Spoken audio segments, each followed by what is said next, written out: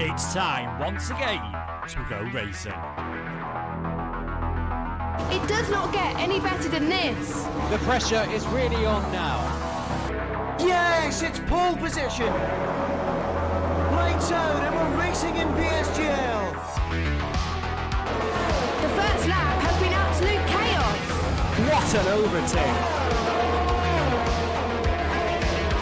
Oh no! I've never seen anything like it. Side by side again. This will be settled right at the end.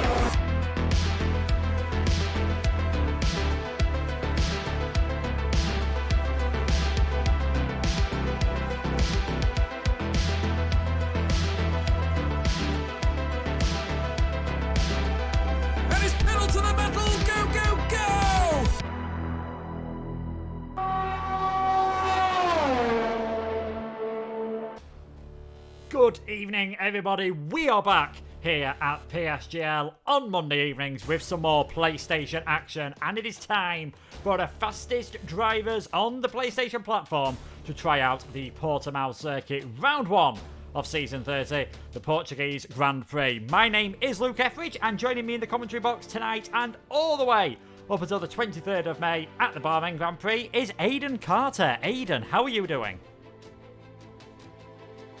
For having me in the Comsports for F1 this season. Super excited, and yeah, like you said, it's looking like a great season ahead of us. So many fast drivers, of course, so many well-known drivers that I'm sure everybody that's watching knows by now. So yeah, lots of battles to play out, and I can't wait for it.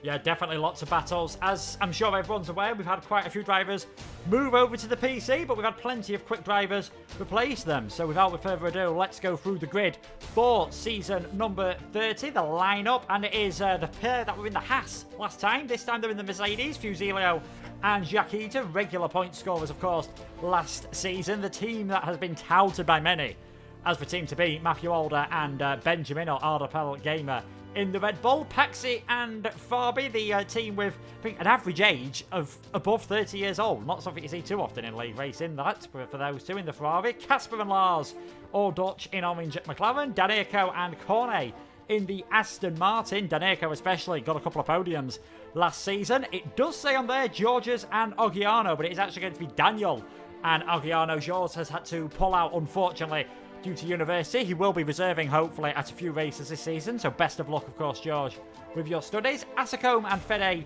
in the Alfa Tauri, Zander and Hamilton in the Alfa Romeo, Walters and Isma could be a bit of a dark horse, these. Walters put in some good performances last season when he joined, and then Isma did get a podium in his short start to the season last time in the Williams. And then Gil, former PSGL PSF1 champion in season 26, he is alongside Suku, both of them moving up from the Haas team. And as I said, Aidan, a lot of people will be looking at that lineup and thinking, Red Bull are looking very strong indeed.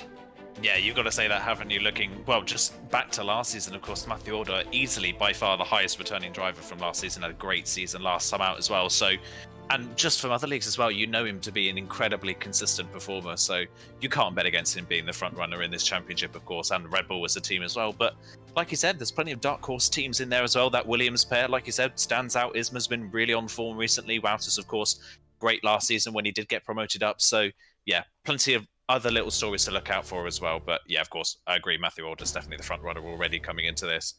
Yeah, we said as well, a few drivers obviously getting promoted up from the bottom tier. We mentioned, well, from the second tier, I should say. Gil and Suko mentioned. Fabi winning the championship. We've got reserve driver Jensen as well. He's moved up. He'll be reserving, I believe, in the Alpine tonight. We've also got some completely new faces. Eagle as a reserve, and TF1 Hamilton. He is a quick driver, so watch out for him in the Alfa Romeo. Big C getting a bit keen on the TAS system there. Connor, I don't think it works until we've actually managed to get the lobby started, but hopefully we'll have the TAS system, of course, and you'll be able to find out how all your favourite drivers are doing. Let's take a quick look then at the calendar for this season. Portimao tonight, Silverstone, Monaco, and then a short trip over to Le Castellet for France. Short break before Hungary, Austria, Saudi Arabia, Belgium. Another break, Netherlands, Brazil, Mexico, Singapore, USA, and then the final two races at Italy and Bahrain. Definitely a good mix of tracks there, going to test the drivers around all different types. I think round 3 could be one to watch. Yeah, it is, isn't it? It's the big standout on that calendar, isn't it? I think people that do know me know that I absolutely adore Monaco. I can't wait for that. I'm going to absolutely love watching that race. And yeah, I fully agree. There is a big mix. You've got that kind of mix of more finicky circuits like Netherlands and Brazil, that kind of stuff. And then you've got the street circuits, of course, Monaco and Singapore. And then the wide open fast race tracks that are good for overtaking like Bahrain and Austria. So yeah, plenty of action throughout the season, a good mix. So hopefully we could see quite a few different winners this season. Yeah, I think definitely got a chance. I think we had quite a few different winners last season from the top of my memory. We had about six or seven different drivers taking victories, even with Joost going on a bit of runs during the season. We said Matthew Alder, he's the highest ranked driver from last season, was runner-up.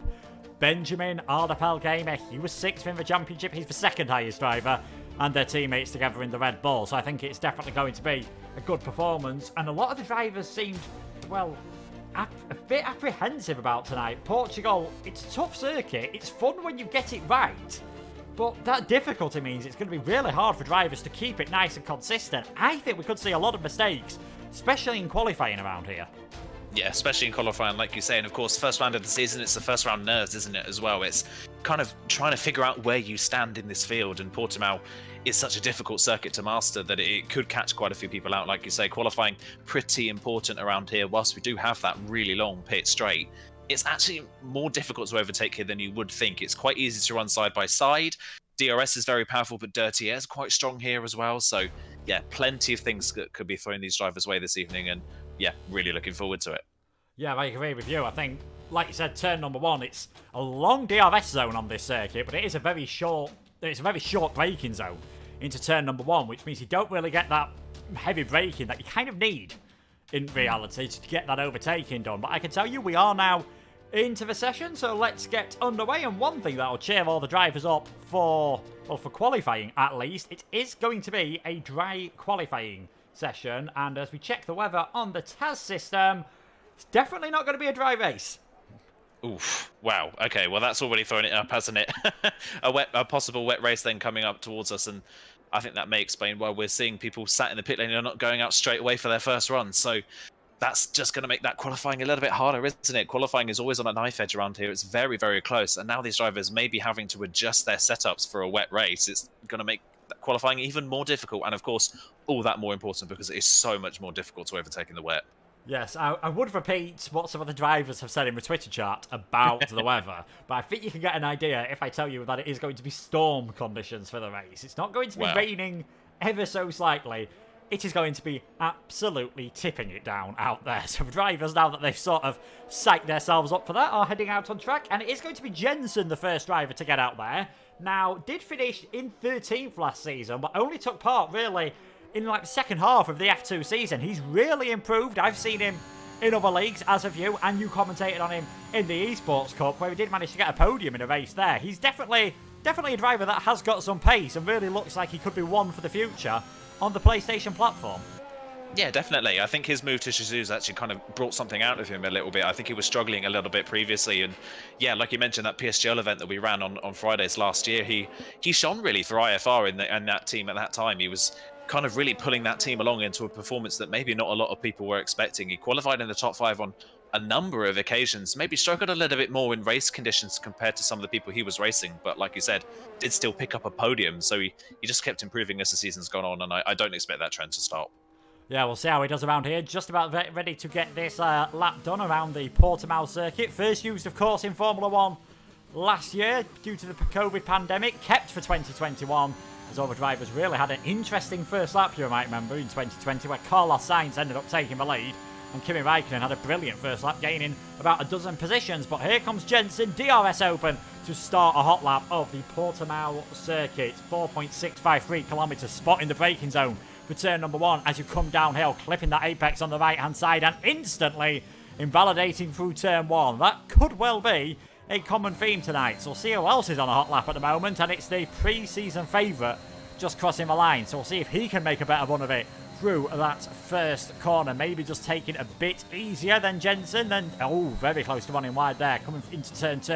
And then the difficult turn number 3. Like a little dab on the brakes, swinging it over towards the middle of the track to give yourself a better run as you come through turn number 4. DRS open. We won't be seeing that in the race in the wet conditions. You head downhill to the slowest part of the circuit, 50 miles per hour, around 80 kilometers per hour, and first gear for turn number 5. Turn 6, an easy flat left-hander. Turn 7, just a... Oh, blizzard!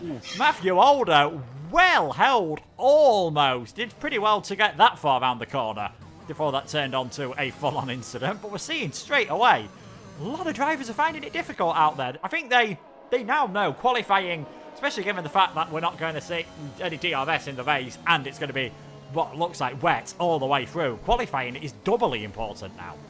Yeah, doubly important, like you say, and already drivers taking risks and, well, invalidation on one side of things and then a spin on a curb on the other side. So, yeah, people really taking the risk. Like we mentioned, it's always close around qualifying here, so they can't leave anything on the table. Lucky for Matthew Alder that there's miles of runoff, so even if he did go off the track, it would have been, well, acres before he'd actually hit something, and he didn't do so. So he's lucky to get away with that. Brock would have been the next one to cross the line, but he's also invalidated. So, yeah, a lot of drivers at the moment struggling to even get their first lap on the board. I think the other Red Bull as well, making a mistake. I think, yeah, Dapo, I think, not having the best of runs either. He had to back off as he's crossed the line, but a 29.8 is well off the pace. There we go.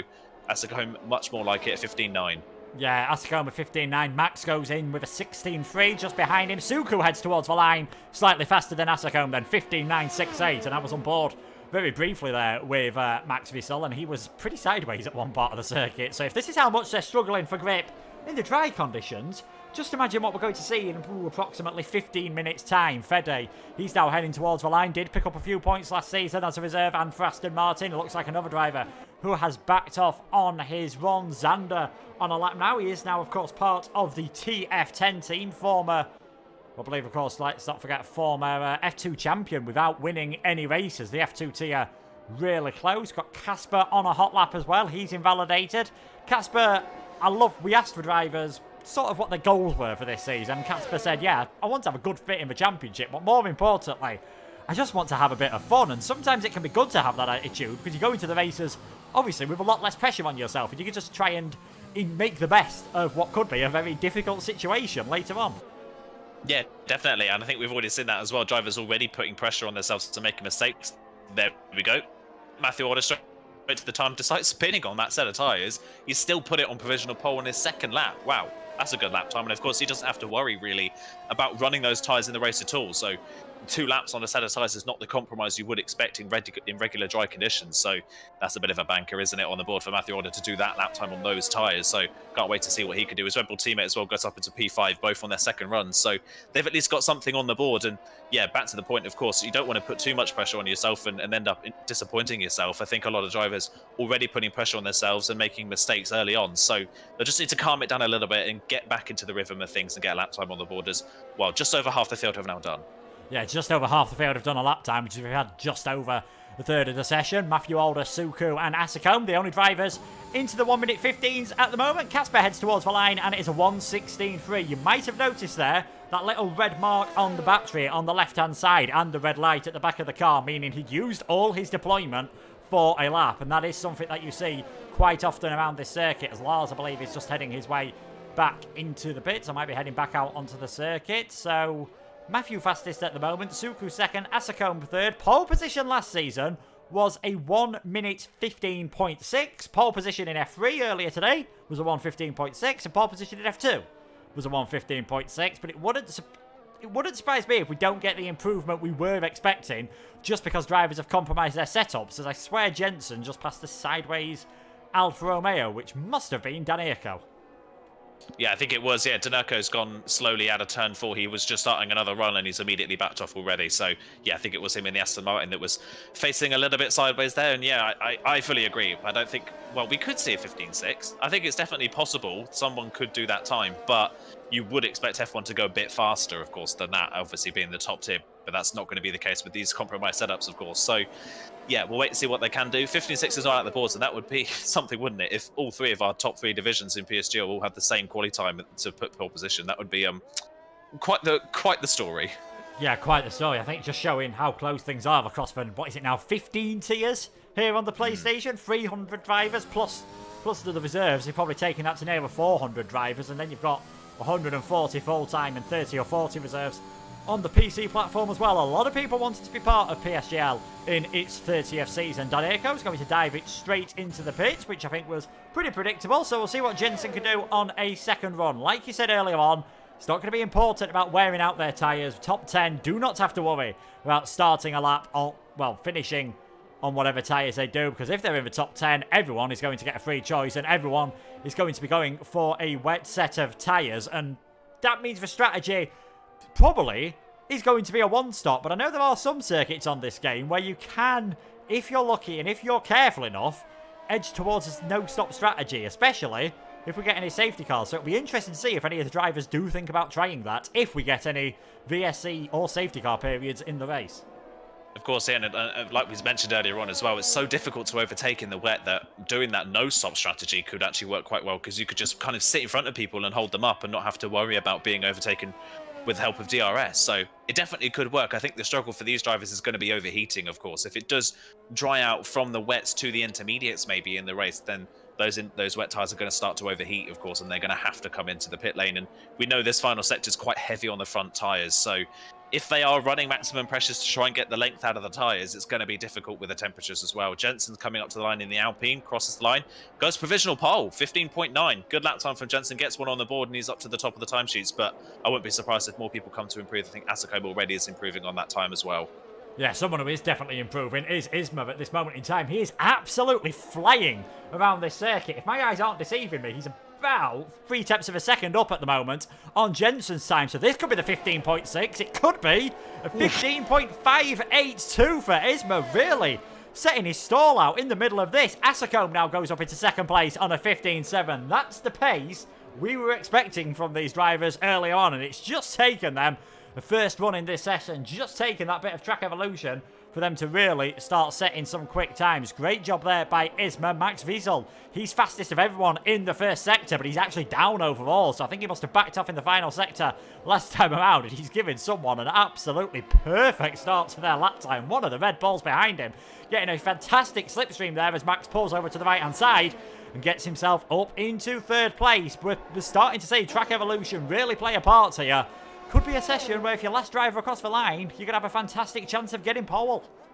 Yeah, it could be really perfect for them. One thing to note as well, it's clouding over quite heavily in qualifying as well. So I wonder if we're going to see a lot of people start to rush out towards the end of this qualifying in case it does start to rain at the end of the session. That could be a possibility. Maybe the lower cloud is possibly helping these drivers as well. Daniel's another one on a lap in the second Alpine, of course. His Alpine teammate for this race up in fourth position at the moment. Where can Daniel go across the line? Goes across the line, only 15th on the grid at the moment for Daniel. I think obviously in F2 last season, moving up to F1 this time around. But it's still fairly close, considering that time from Isma. It's still 8/10 covering the top 17 at the moment. That's incredibly close, and we're still yet to see times from Lars Danerko and Eagle, as Eagle actually is coming up to the line now in the Mercedes, crosses the line and goes 8th, so he puts himself right in the middle of that pack.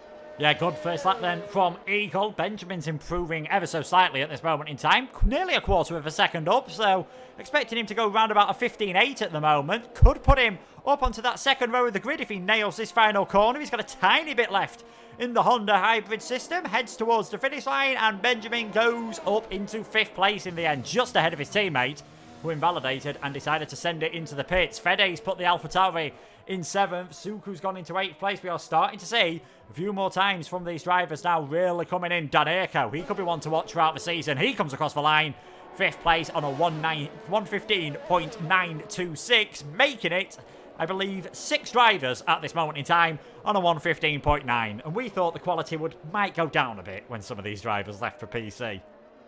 Yeah, of course. We really thought that, didn't we? No, of course not. These guys have proven us wrong amazingly well, of course. And then we've got 4 people on the 16 flat directly behind. So it's incredibly close there in the mid-pack at the moment, isn't it? And just at the moment, Isma a little bit disappearing at the top. Fusila now goes P4 and a 15.8 on his second lap on that set of soft compound tyres. So a strong lap from him then up into 4th position, the second row of the grid at the moment.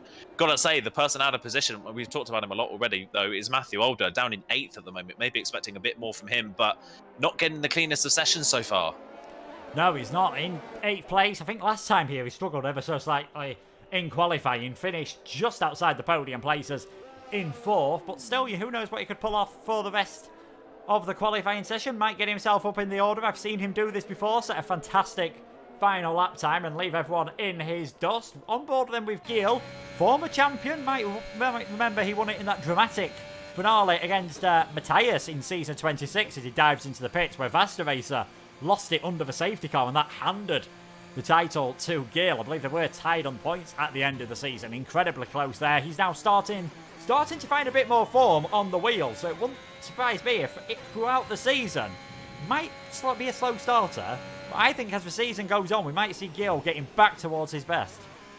I think definitely so as well, and I think of course Portimao, probably of the tracks on the calendar, sits maybe towards the pad side of things over wheel, you've got to say. I don't think this track is necessarily that suited to wheels, so to be in 14th and still really pretty competitive at the moment despite still learning, it's a good start to the season at the moment, and there's definitely tracks further down the line. Of course, round 3 at Monaco, one of those being that are far more suited to wheels. So yeah, I think he's definitely got a lot of potential as the season goes on. I think it's just tracks like this where he'll just need to get himself on the board and get himself within the pack at the moment, and just try and learn as the season goes on. Yeah, certainly did sort of dip off, of course, after that with wheel. As I swear I've just seen Xander drive straight through Lars, which never fills you with too much confidence, but hey ho, we should all be used to this by now. Hello to everyone who's joined us in the chat. Quite a few of our former drivers from last season. You can see Sam Corby there, Will Greathead, and also Use Nordic. You can see them all over on the PC, and we've got the PCF1 commentator Dan Field in there as well. Looks like he's doing a bit of recruitment for another league, so I'm not sure that's allowed, to be perfectly honest, Dan. Naughty. But yeah, not long to go in this session. 3.5 minutes left. Isma fastest, Asacombe second, Max in 3rd place, Red Bull's in 7th and 9th at the moment, but as you said, it is still incredibly close. We're talking just over 2 tenths of a second, separating Max in 3rd and Gil down in 14th.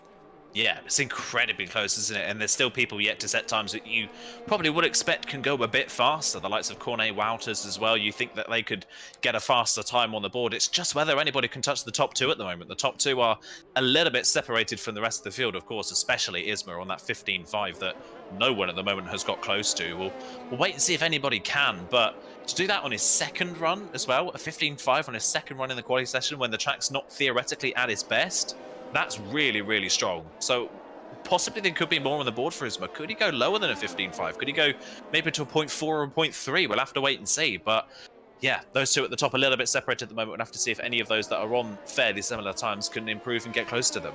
Yeah, I think what might be worrying for some of the drivers is fastest driver in Sector 1, Isma. Fastest driver in Sector 2, Isma. Fastest driver in Sector 3, I don't think you need me to tell you who it was. It was Isma once again. So he's there's not really anywhere with the track where he's, I suppose you could say, there's not really anywhere he can improve that much at the moment because he's gone purple in all the sectors. So have to wait and see if he can find any more time. We are now on board with Shizu Brock. He's joined as a reserve this season. Did a few races last time out in F2 before he had to leave the league halfway through the season, but that was still enough to secure him a top 10 in the championship as he now heads through this very tricky double right hand section of turn 7 and 8. The car really wanting to lose as you go up and down over the crests of this circuit, flat out through turn number 9. Just Isma there trying to get out of the way as best as possible. And then 10 and 11 really testing these drivers. No assists, of course, for the top few tiers in PSGL, so no ABS probably on one of the circuits where you'd love to have that ABS just helping you out that tiny bit. Turn number 14. This is the last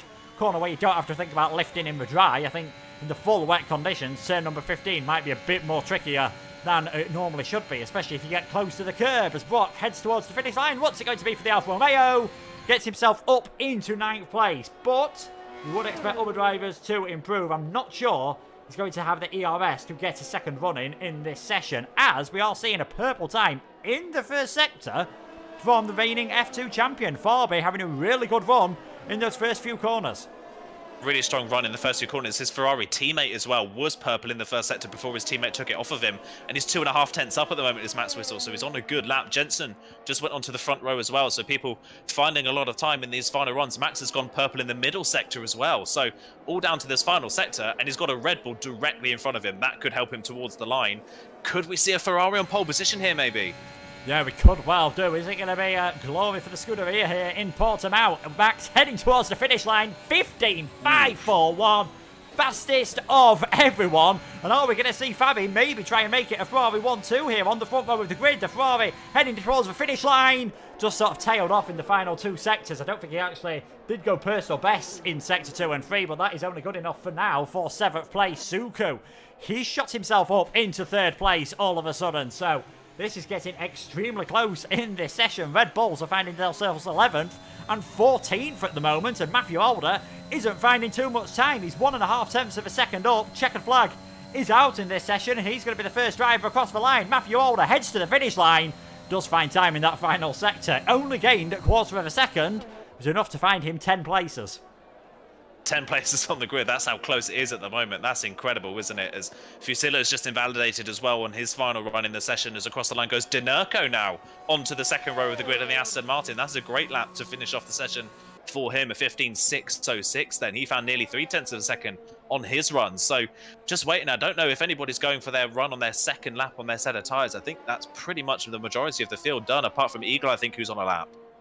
Yeah, I think Eagle is on a lap. Benjamin's going to try to get towards the finish line and see if he can get an improvement. It's a slight one up into 10th place for him at the moment. Assacombs comes straight into the pits with a bit of frustration, I think it's fair to say. Casper down in 15th. We're not going to see any improvements from him. Eagle is going faster, though, at this moment in time. Down in 18th, only a 10th up at the moment, but finds another half a tenth in the final sector. He might not be too far off the top 10 here in the Mercedes, replacing Jackie tonight. Comes towards the line, and it is a 16th place for him. Lars is in the wall on my screen, so he's not going to be setting a time whatsoever, but it is Max Visel, the former F2 driver.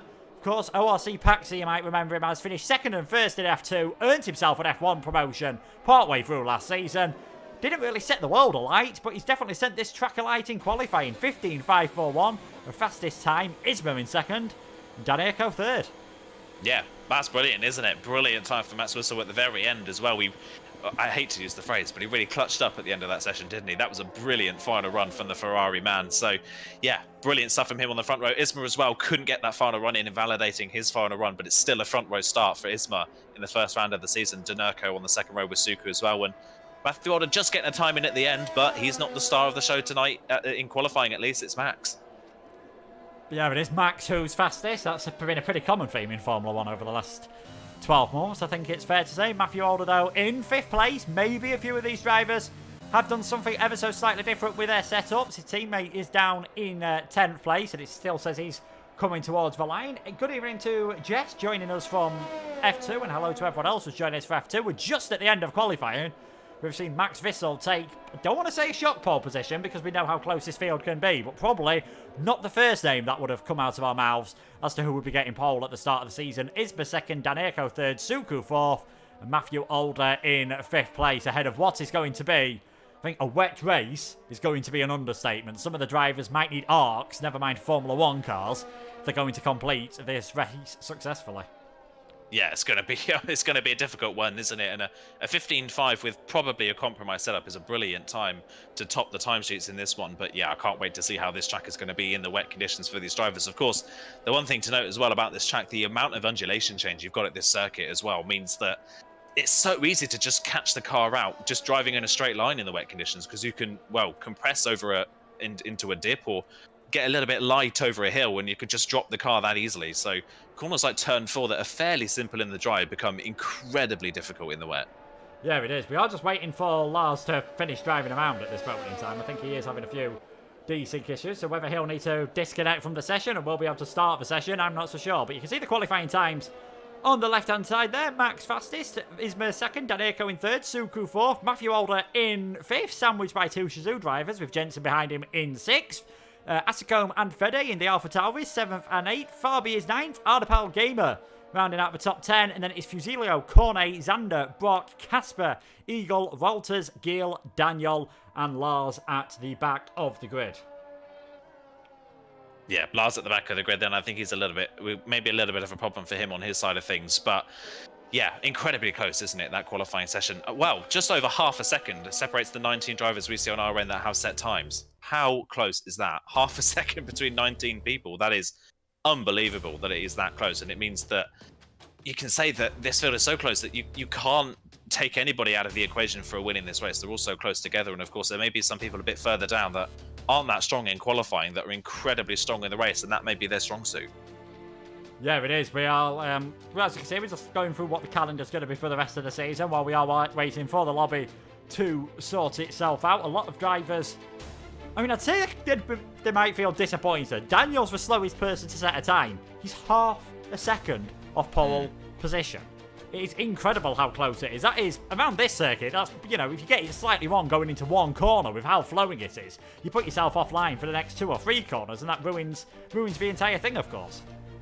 Yeah, it does ruin the entire thing. Like you say, corners, I think, like turn 8, you have even a snap of oversteer midway through the corner, and that's a 10th lost coming down the hill ready for the next corner, because you need so much momentum coming out of corners like that. Every corner in this middle part of the lap is strung so closely together. They really rely on the one before. So, yeah, it's really important to get the rhythm around here, and any slight error can cost you big time around here. So, you never know. Maybe Gil or Daniel made a slight mistake on their lap that could have cost them easily maybe 6 or 7 places on the grid. Yeah, exactly. Just like we were saying with how close things were. I mean, we talked about the amount of drivers that won a 15.9 at one point. In the end, we only ended up with 3 on a 15.9. But from Fede in 8th place to Eagle in 16th was less than 2 thousandths of a second. 0.199 seconds. We really don't have to talk about how close things are across this tier and all the tiers here at PSGL. If you do want to catch up on the rest of the action, of course, it is on the YouTube channel. Make sure to give it a subscribe and click that notification bell if you haven't already. I think we're up to 12,000 subscribers now, or some ridiculously high number. And there's the PC action. Top tier will be back on Wednesday around the Silverstone circuit after what was a great race last time out from, I believe it was Barry Burman taking the victory on the PC tier last time around, whereas we're still staring and waiting for the McLaren to leave the session, and then hopefully we'll be able to get ourselves underway for the race. This now means any drivers that maybe did go for a bit of a compromise setup for qualifying versus the race, if we do have to have a lobby restart, they could just go for a full wet setup. I know there's not major differences between the setups nowadays on this game, but every little helps in a grid that is this tight. Yeah, of course, every little helps, like you say, and you need everything you can in a wet race to try and get some sort of advantage. I mean, I've mentioned it maybe 4 or 5 times already, but because it's so difficult to overtake in the wet, you need something that's going to give you the confidence so you can at least try and work your way forwards in a race, especially if you're a bit further down the grid. So, yeah, could be a perfect opportunity, as I think Lars has just left the session. So I think it looks like we're about to end the qualifying session finally, maybe about 5 minutes late, but we're just about there now. Yeah, we're just about there, so we'll run you through the grid for one last time, in case you did forget what it was. It was Max as fastest, first pole position in the top tier. Second place for Isma, great return for him. Danirko in third, Suku fourth, Matthew Alder and Jensen, an all-British third row of the grid, and an all-AlphaTauri fourth row with Asacombe and Fede. Fabian Ardapel Gamer round out the top 10. Fusilio will be starting in 11th, and then it's Corner, Zanne, Brock, Casper, Eagle, Walters, Gil, Daniel, and Lars, the final runner, unable, I think, to set a time with the issues that he had going on. It's been a close qualifying session. Now we're coming into the race, and a race where I think we're only going to be seeing one type of tyres that is being used. It is going to be full wet tyres all the way. I don't think there's a hope in hell of them even getting to the intermediates. No, not with the way it's looking at the moment. I mean, if this was real life F1, I think this would be a red flag, wouldn't it? The way that this is looking, this is absolutely crazy stuff, how wet it is. Just looking at the pit lane, I can't imagine what the rest of the track looks like. And this track is so difficult as it is in the wet conditions. It's going to be a bit of a horror show for some of these drivers if they've not compromised their setup. That's the one thing as well we maybe need to take into consideration. Great pole position for Max, but has that been because he's gone with a drier setup and just maybe trying to hope to hold out in the wet? That could be something that we may have to focus on in this race as well, that the faster people in the wet may be further down because the ones at the front haven't compromised. It's definitely a possibility, I think, that those bit further down, obviously, you get no points for qualifying, but it's always helpful to get yourself towards the front of the grid. To paraphrase Bobby George, seeing as the league racing scene and the darts scene seem to be one of each other now, quali for show, racing for dough. This is where you get the points. If you're unfamiliar with the PSGL point system, 16 for a victory, 12 for second, 10, 8, 6 down to 5th place, and then 5 to 1 for the final 5 places, and that extra point for the fastest lap if you do start in the top 10. And we are now getting the countdown underway, so hopefully we'll get the lobby started for you in the not so distant future, and you'll be able to see just how wet things are.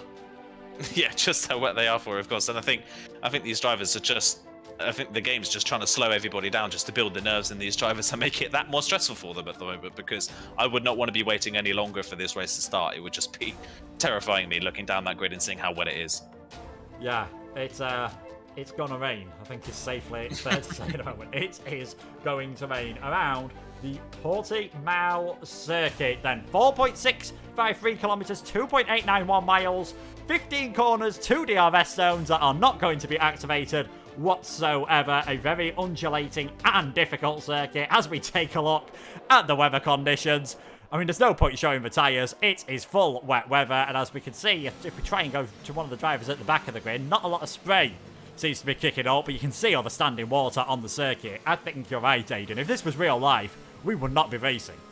No way. I mean, you can barely see the curbs and the white lines of the circuit. It is so wet out there. This is probably the wettest it can go in a lobby, you've got to say. It's probably the wettest it can be in this game. And God, look at it, all the standing water across the track. Of course, we don't have the puddle physics that we do in maybe some other games. That would make this, I think, an absolute nightmare for these drivers. But it's nerve-wracking to say the least. And corners like this that we're going through now, turn 8, my word, if anybody gets through, if we get through this corner on lap 1 without anybody dropping the car on the exit of the corner, I will be absolutely amazed.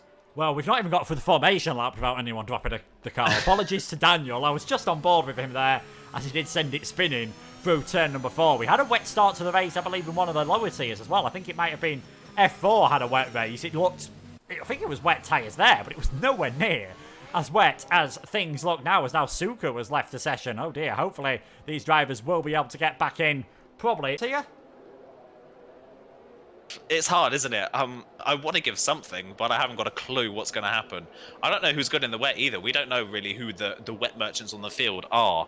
It's hard to say. You can't bid against Matthew Order. I mean, we've said it all so many times. He's so consistent and so good at getting results that he's definitely one of those to look out for. But I think we could have a surprise person at the front of the field. I don't think this order is going to stay as stagnant as we maybe first thought because of how wet it is. I think we could see maybe a surprise with us from somewhere maybe a bit lower down in the top 10. Maybe Jensen could be up there. Maybe one of the OP drivers in the Alpha Tauris. Who knows? Yeah, who knows indeed. Your guess is as good as mine, Aidan. Let us know in the chat who you think is going to take the victory here. We've got some support here for the GOAT, Matthew Alder, of course, a former champion on some of the older games. Can he reclaim that and get another? I believe it would be his 3rd title in the top tier. No driver has gone longer between titles than what he is aiming to do this season, and he's not in a bad start in 5th place. I think Isma, unfortunately, is going to have to take this start as an AI car. At least maybe you can rely on the AI to hopefully get a good start. Last, the final car, just getting into position, and then we'll be able to get the first round of the season underway then, as we do wait for the lights to come on here at Portimao to get this race underway. Engine notes starting to rise. You can see the yellow fuel light there on Max's car, and you can probably hear that I'm starting to stall my voice because we're not getting any lights coming on at the moment. Someone nip round and wake Michael Massey up, please. Yeah, someone please wake him up, get this race started for us, please. It was a slow end to quali, and now it's a slow start to this race, of course. I think the many problems of people having that with connection at the moment has maybe stalled the start of this race. So hopefully this is not too much of a delay, but if we do get this race going, in this lobby at least, then my word, these wet tyres are going to be stone cold. Yeah, that's just to add an extra. I almost want it to get going in this lobby now, just to see that extra bit of difficulty. These are the top drivers. We do not like making it easy for them, I think it is fair to say. So it will be Max on pole position, Isma in 2nd, Daneko 3rd, Suku in 4th place. Isma has re-left the session, which might just allow things to get going again. And we are still waiting. That lap timer hasn't moved. Normally we do get a bit of, the standings shaking around on the left-hand side, almost as a hint that things are going to get underway. But the longer this goes on, the more you're tending towards us maybe having to get a restart. At least Rolex are getting plenty of nice sponsorship on the timing board there. And if they want to send me a watch for that, they are more than welcome. I'll take one as well. Yes, please. I'd love a Rolex. I thought would be great. But yeah, it's a shame, isn't it? Unfortunately, Isma's rejoined the lobby, but I don't think that's going to really get this race underway. If anything, it will probably just leave Isma's car to get going for this race start and nobody else. So yeah, we'll wait and see. But yeah, it's a shame. Looks like we're just going to have a bit of a delay here. Yeah, looks like we are going to have a bit of a delay. I will stay on this screen because I know I've done it before where I've moved away from this screen and then the red lights have started to come on. And I'm quickly panicking my way through OBS to try and get things underway again. It's that extra element of uncertainty that the drivers don't really need. It just adds a bit more delay, a bit more tension. And you're one of the few commentators out there that is actually pretty good at racing as well, Aidan. Is there anything you can do in this situation to just sort of relax? How frustrating is it for a driver when something like this happens? It is quite frustrating. It can be. Yeah, if you feel like you're you're psyched up maybe for the start of the race, and that doesn't happen for you, and the race doesn't get going, then it can be quite stressful for when the next lobby jumps in, and you don't necessarily feel that great going into it. Of course, it's just an extra delay, another delay for your nerves to build up and for the sweats to start coming as well. So yeah, it can be a little bit of a problem, unfortunately. So yeah, would not be surprised if some of these drivers are just a little bit on edge. And of course, with a new lobby comes a whole new trepidation of getting your setups on and making sure everything's working right for you for the start of that race. Yeah, certainly. I can tell you we are definitely having a new lobby, unless I'm the only person that has been kicked out of the last lobby. So we are definitely going to be having a new one, just as we're waiting, of course, for Casper to get this set up. And hopefully we'll get the same weather. Hopefully, because I'm wanting to see what happens with these storm conditions. Yeah, I'm really wanting to see what happens as well. I mean, this full wet weather conditions, it's so treacherous that these drivers are really, really going to struggle. And like you said, it looks like it's not going to go intermediates. Surely not. If it does go intermediates, then my oh my. I don't know what's happening with the weather if that is going to happen. But yeah, it's going to be a real treacherous one. And of course, like we mentioned in qualifying as well, beyond that, with it being possibly full wet the whole way through, a whole bunch of strategies could come into play here. Is the one stop faster? Is the no stop faster? There's so many different variables now with this that can play out that, again, it could play into somebody's favour by staying out, or it could play into someone's favour by coming in for an undercut and putting fresh tyres on. Yeah, it's any safety cars, of course, could change things. You might be able to stretch out the tyres slightly longer if you get a safety car, but then again, the pit stops will be a lot shorter. Your pit stop loss will pretty much halve under a safety car. So there's all these little considerations that the drivers have got to consider as they are chucking it around a track in absolutely appalling conditions as fast as possible for 33 laps. There's a reason why I am behind the microphone and not out there racing anymore. It's pretty tough for these guys. They've got a lot to take in as they're going around there.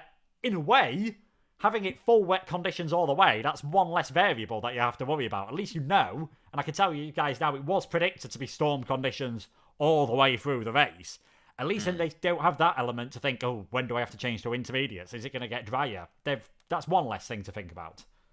Yeah, at least one variable, like you say, taken out of things. That in that sense, then it's not too much of a stressful situation for them, at least, that they don't have to think about timing that pit stop perfectly. And timing a pit stop from a wet to intermediate tyre is pretty much impossible because it can come really at any point. We know how quickly the weather can change on this game. It happens so quickly that sometimes it happens, well, within half a lap. It can change straight from wets to intermediates, and that can catch people out if you're in the lead and you've passed the pit lane, or it can play perfectly into your favour if you're running at the back of the field and no one's pitted but you. So yeah, at least that variable's taken out for some people, and that will make them just that less worried about the race. Yeah, well, just trying to think back to some of the wet races that we had last season, and if we could even try and predict maybe who was doing well from that. But I think Joost was so good. I think one of that does come to mind was the second race last season, France. Joost took a victory there, Duncan second. Blizzard, probably Matthew Alder could have taken a victory, but got messed over as it was a dry, wet race and the pit stops didn't work out for him. But Isma did finish third in that one. It was his only podium out of the 4 races that he took part in, and he will be starting from second on the grid. Other drivers have got high finishes there. Asacombe, I think, got his highest finish of the season in those conditions in 5th. So maybe they'll be thinking, this is a bit of an opportunity for me. But we saw in qualifying, as we were saying, a lot of drivers were finding it very difficult. So I think we'll be seeing plenty of spins maybe throughout this session. But of course, the barriers are quite far away, so not necessarily safety cars. How close together some of the corners are, maybe you could see some accidental corner cutting penalties. Oh yeah, definitely. You could definitely see it. And of course, with the wet conditions, it's harder to spot the white lines for a start and then keep within them. So people, if they've not got the right setup on, could understeer off the track. They could spin, like you say. Yeah, so many different variables now in the wet conditions that they've got to think for. And of course, with it being the first race of the season as well, first race of PSGL season 30, and it's a full wet race. What a way to start a championship for these guys. That is going to be really difficult to adjust to. And because it's the first race of the season as well, people are obviously going to want to try and get as far up as they possibly can, trying to make an impact early on in the season in very different conditions to what the majority of the season is going to be. So, yeah, we could see a standout result that maybe doesn't reflect what would have been the pace in the dry conditions. It's a perfect opportunity for someone who maybe thinks they would struggle in a regular season to put a marker down and get a good start in. Yeah, I mean, you do practice in wet conditions, but that's normally light rain and occasionally heavy rain. I think it's very rare that a driver would go all the way to practice in these storm conditions. Just an update for those that have joined us. Qualifying has ended. It was Max Visel on pole position from Isma and Dan Aker. We have just had a few issues with the lobby, so we will be restarting shortly. Just waiting for the final few drivers to get in, and then Blizzard, and then Casper, I should say, can get all the lobby together. You can see the calendar on the screen there, so we'll just have another run through that. We've talked about Monaco already being, a track that I think we're both looking forward to. A lot of the drivers did say that was the one they're least looking forward to, just because of how tricky it is, especially no assist. You're going that slowly that it's not like you can just slam on the brakes at every corner. You've got to really be careful modulating that brake pedal.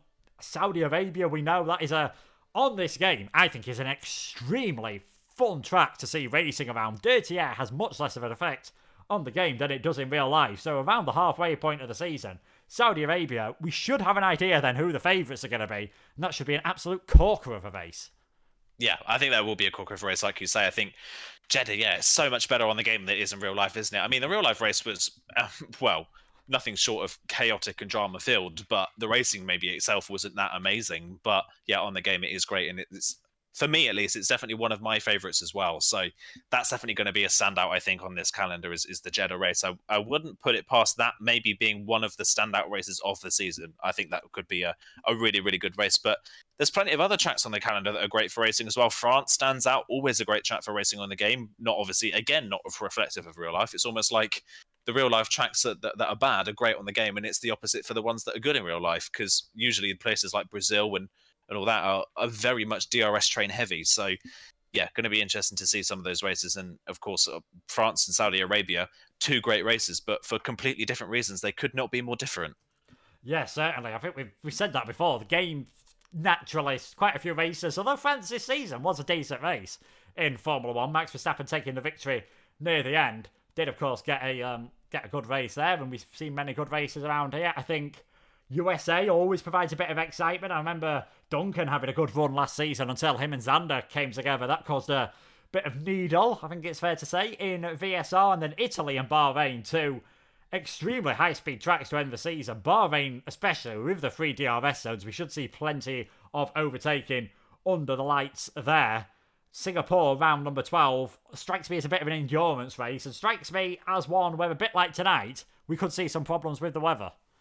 Yeah, I definitely think so. The weather really does play a part in that race quite often as well. There's quite a few tracks, you've got to say, on this calendar that do play quite havoc with the weather quite often, you've got to say, isn't there? Places like Belgium, Netherlands are quite common for that as well. Italy, that's obviously going to be one that could stand out in a lot of people's minds as well, as something that maybe the wet conditions could play a part in. So maybe all the things we were just talking about, maybe we throw that out of the window. Maybe we could have a lot of wet races this season. It could be those that are specialists in the wet that end up winning the championship because they've done so well in these conditions. Yeah, I can't remember what league it was now, but I do remember definitely commentating on a league where we had something like 8 or 9 races at the end of the season. Every single one was wet. It was pure carnage at the end, because you're just guaranteeing that for some reason, even on dynamic weather, we were just ending up with a wet race. I can tell you we are going to have heavy rain here. It is definitely going to happen, as the Carter Club seems to have made its way to the the chats with RVL Pass. Relentless boys sticking together. So yes, there you can see the calendar, and it will not be long before we are getting this race underway. I believe Suku is having connection issues, so we might be down to 19 drivers.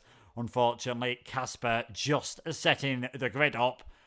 It's going to be, we've said already, it is going to be a tough race. If we go through what some of that grid was, again, a bit further down the order, some of the, very experienced drivers, Matthew Alder starting in 5th, Casper in 15th place. Could you maybe expect them to just find their way through in these conditions? I know sometimes in Formula 1 it is those drivers who've got that bit more experience, been there, done that, got the t-shirt, that tend to do well when there's any unpredictability or abnormality in the races, as we're seeing tonight. yeah, tonight, of course, there's so many things that can play a part in it. Of course, I think. Good news, by the way, just behind the scenes chat at the moment. It seems like not Isma, sorry, unfortunately, Suku seems he may have sorted his connection out by the looks of things. So we should hopefully get him into the lobby, which will be great to see. Of course, he qualified on the second row of the grid, so it'd be a real shame to start this race without him. So if he can get in the lobby, that would be amazing. But yeah, so much to look forward to this season as well. I think it's going to be so hard to predict, isn't it? I'm so excited for this race for when it does finally get going. It's been a bit of a wait, but I'm sure it's going to be something to behold. Yeah, it is. So we'll very quickly, I'll run you through the qualifying order once more. It is Max Visel on pole position, Isma in second place, Danirko third, Suku starting in fourth, Matthew Alder fifth, Jensen sixth, Asacombe and Fede with 2 Alpha Tauris seventh and eighth, Fabian ninth, Ardapal Gamer in 10th place, Fusilio 11th, Cornet 12th, Xander 13th, Brock in 14th, Casper 15th, Eagle, Wouters, Giel, Daniel and Lars. The final 5 drivers, 33 laps of course, around the Portimao circuit. 4.653 kilometres, 2.891 miles. 15 turns in the driver, 2 DRS zones on the run down towards turn number 1 and on the run towards turn number 5. A very undulating track, even though the track map necessarily doesn't show it the best. And we said overtaking in the race might have been difficult anyway, heading into turn number 1. It's not a long braking zone. Now with no DRS and the drivers maybe putting a bit more downforce on the cars to try and make them a bit more predictable in these wet conditions. This start of the race and this first corner could be crucial, and then it could be a lot of keeping it clean and getting your strategy right. Yeah, getting the strategy right, really, really crucial in these conditions. First corner as well. We talked about it a little bit before we went on air. The first corner here can oftentimes throw up a lot of controversy because it's quite a difficult corner to run side by side, and it kind of pinches a little bit on the apex. You really need the momentum around the outside is where you really need to be, but you then can pinch someone on the curb on the inside and they can spin, and likewise the one on the inside could run a little bit wide and force you wide, and that could pick you up a penalty or damage. So that in the dry is difficult enough. In the wet, where grip is at a premium, it's going to be even more difficult these first few corners as well. And of course, places like turn 4, that uphill corner as well, so easy to lose the rear of the car. Downhill braking zone for turn 5 as well. That could be a little bit of a chaotic position for the start of this race. So yeah, getting through the lap 1 cleanly has got to be everybody's main priority at the start of this race. Yeah, I think that's it. You just get through the first lap cleanly, sort of, work out where you are, and then just go for it through there. Just see how things go through the race. Keep it nice and clean. Try to take your opportunities when they can, and see how things go. Max Visel in pole position, of course. That qualifying session ending about half an hour ago. He's had plenty of time to sink in that he's going to be leading the race in PSGL, I believe, for the first time in the top tier. Feeling a bit nervous, I imagine. I think he's one of the most experienced drivers on the grid and has done racing in real life, of course. Yeah, of course, a real life race as well. I think that maybe will stand him in good stead. Maybe he knows how to deal with the pressure at least, so that's good for him. But yeah, it's been almost like it's been 2 different days for qualifying in the race so far, hasn't it? It's completely different at the moment, and yeah, it's a little bit nerve-wracking for him, of course. But I think if there's anybody to deal with the pressure, it's got to be Max, isn't it? Yeah, certainly. I think again, sometimes those drivers with that bit more experience just it helps in situations like this. Maybe they're thinking like, oh, they've got bigger things to worry about on this occasion. But yeah, we'll wait and see how things are going to go here in this race. I can tell you that it is just as wet as it was earlier on, thankfully. So we have definitely got the right weather conditions. Absolutely teaming it down here on the Algarve in Portugal. Don't think you'd be too happy if you'd booked a holiday to Portugal and we're heading over to see this race at this moment in time. Decidedly British conditions. Yeah, very British conditions. They followed all the tourists there by the looks of it. By the way, if anybody hasn't ever been to the Algarve, please go. It is a stunning part of that country. It is such a beautiful place. And of course, time it with a race and go to the circuit in real life as well. The circuit in real life is stunning, isn't it? It's a really, really stunning track. It's one of the only real modern tracks in the world at the moment that isn't designed by Herman Tilke. And this track is absolutely stunning. The undulation change, the circuit, the scenery as well. It's a really lovely place to come racing. I think I'm actually going to really miss this track for F1 2022. Hopefully they keep this in the game in the next game as like a bonus track maybe, because it's too good of a track to lose. Yeah, certainly. I agree. I always think it'd be nice if they did keep some of the older tracks. I know F1 2013 obviously brought Brands Hatch in and brought Imola with a chicane in, for those that can remember that. Like how it won in the last few years before it got reintroduced into Formula 1. But as you can see, we are heading back underway. We're going to show the tyres very briefly. It is full wet, so I expect it to stay that way all the way through the race. Now you can see that grid on the left-hand side with everyone on that grid. I just like praying to everyone that we can get this race underway, because I have a funny feeling that during that last hold-up, I could have taken your advice, Aidan, and headed to the Algarve by the time we finally get this underway. But apologies, everyone, for that happening. Nothing we can do, and I'm sure the next 40, 45 minutes will make up for it. Yeah, fingers crossed it does make up for it. Hopefully, Suku's connection holds out for at least 2 minutes. If he does disconnect, please don't disconnect on the formation lap, because that will probably break this lobby again, which we obviously don't want to see. And yeah, I hope it does make up for it. It's got all the makings for a good race, hasn't it? It's been a long time coming. First race of the season as well. Everybody with nerves, everybody trying to prove a point in this first part of the season. Bit of a jumbled up grid, a very close grid as well, and full wet conditions, I think. It stacks up to be great, and if it doesn't deliver, I think I'm going to be very disappointed. I might be thinking about it all night long. Yeah, I think definitely. I think we know that Portimao can provide some really, really top-class action. Who can forget the first lap of the 2020 race? We mentioned it briefly during qualifying. Carlos Sainz taking the lead. Everyone sliding about the place. And that was with only a few drops of rain on this circuit. We've got a few million drops of rain falling on the circuit at this moment in time. Fusilio and Cornet have decided to go for the ultra difficulty mode of starting on cold tyres. I think those two have come together in qualifying, and we've got a prediction from Jordan Jones in the chat. Matthew and Ben are 100% blowing up. I hope they don't do that, because otherwise they will be feeling the wrath of Helmut Marko in that Red Bull team. What can they do from 5th and 10th on the grid? Do we even dare go for any predictions? New grid, new season, completely dreadful weather conditions, different qualifying to what we've expected. Who knows who could get this victory? Completely impossible to predict, isn't it? I think, honestly, any one of these 20 drivers could win this race if it falls their way. Anything can happen in this one. I'm just going to, do you know what? I'm just going to shoot a shot in the dark. Let's go for Denurco. Let's say Denurco wins this race. That's my prediction. If it comes true, someone buy me something. I mean, yeah, we'll have to see. You're predicting Denurco. Andreas has gone for Denurco not to be on the podium. He's gone for Paxi, Isma and Suku. We've got a Jensen and Suku 1-2. Jensen coming up from 6th place would definitely be a sight to behold in this race, as hopefully it won't be too long before we are waiting for the final car getting into position. Everyone's starting to move around a bit, and I am getting a good feeling about this time here at PSGL. We're back underway for season 30 now as the lights go out for the Portuguese Grand Prix, and you can see them all struggling to get away here, but it is a pretty decent start from Max Visel at the front of the grid. One of the Alpha Tauris, that is Fede, trying to send it up the inside of everyone early on in this race, but it is Max in the lead, Isma in second, Denurco just holding on to 3rd place at the moment. Suku's going to try and throw one down the inside now, not quite able to get that done. Matthew Alder just holding off the 2 Alpha Tauris who are going side by side here. Asacombe versus Fede. Fede on the outside, Asacombe on the inside. I think Fede might just have to give that one up, and Asacombe does get the place for now, although he's going to try and hang it all the way round. Taking that slightly different line might just work in those conditions. Great racing there from Fede, but the top 2 already starting to escape a bit. Max leading, Isma in second, Denurco in third. Everyone, and I say this with bated breath, everyone appears to have got the first few corners cleanly, although Daniel and Eagle just getting a bit sideways there, battling for 18th and 19th places.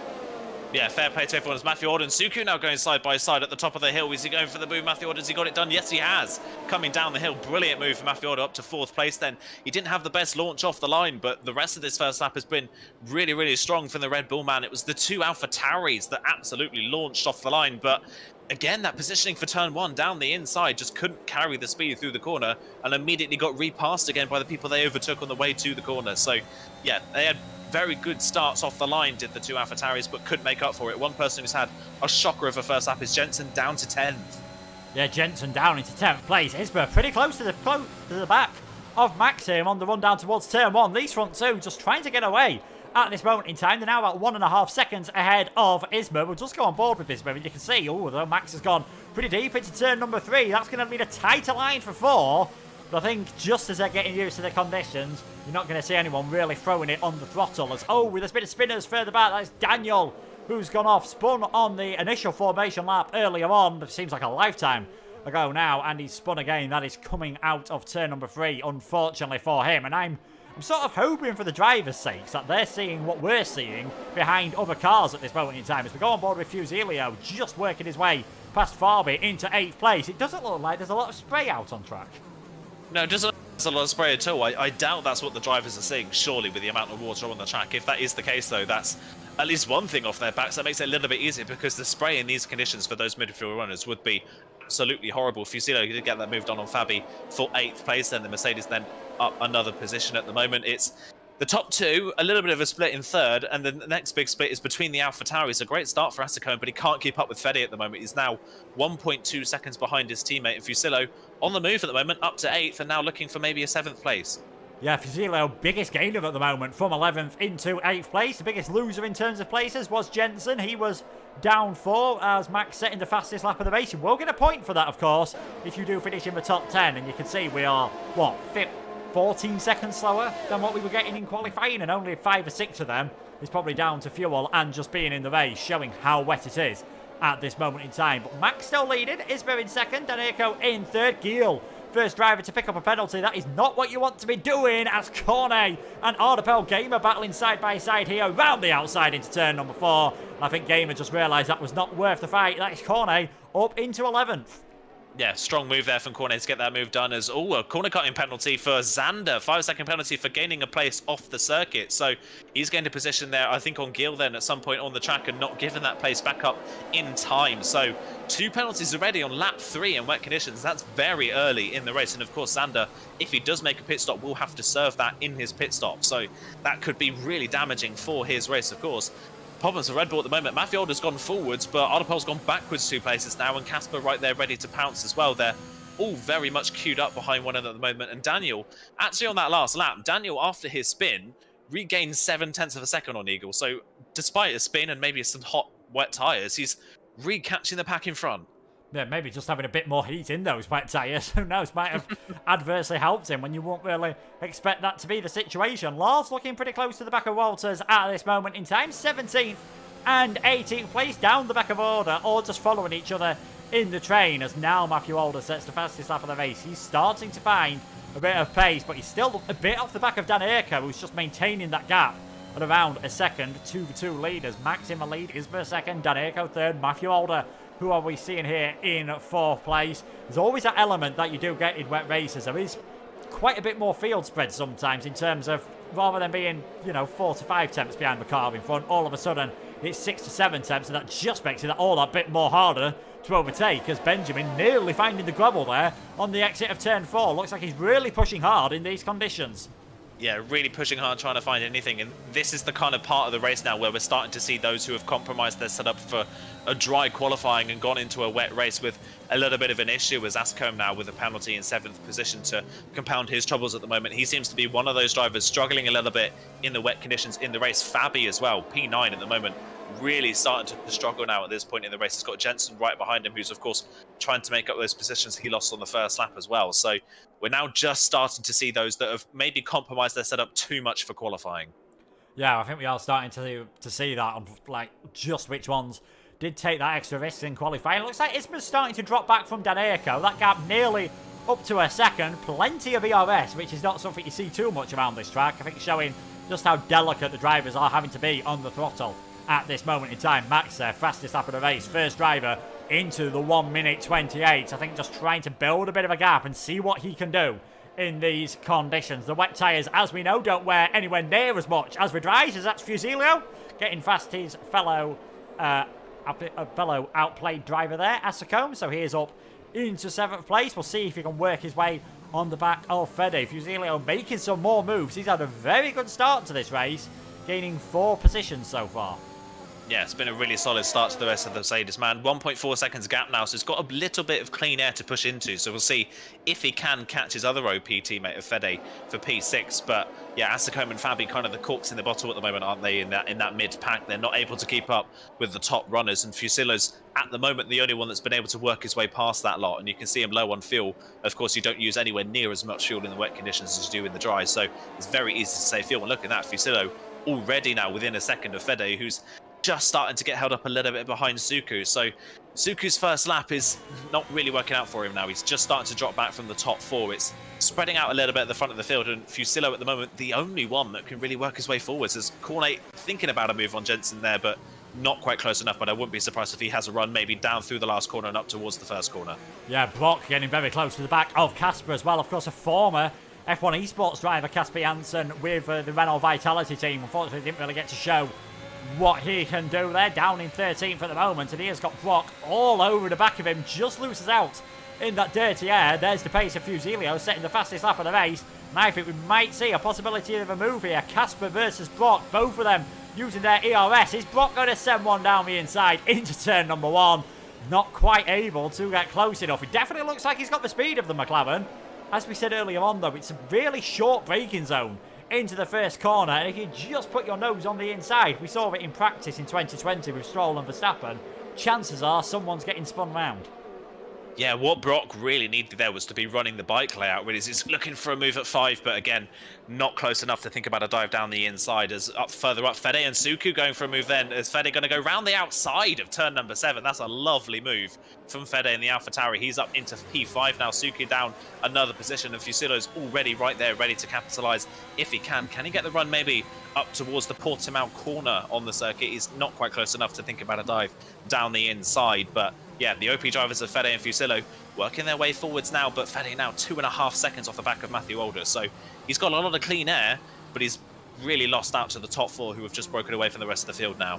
Yeah, it just looks like Suku's not able to sort of hold the normal racing line. In reality, of course, you try to avoid going on the racing line. You take the more karting lines to avoid that rubbered in line. On the game, it doesn't matter as much, but the fact that he's not able to use the track quite to its limits, as Fusillo and I think Fede is at this moment in time, is maybe a bit of bad news for him, as Max Visel just carrying on, keeping that gap around 0.8 of a second at the front of the field. And again, Suku not, well, just staying safe on this occasion from Asacombe, although almost losing out there. Fusillo right on the back now.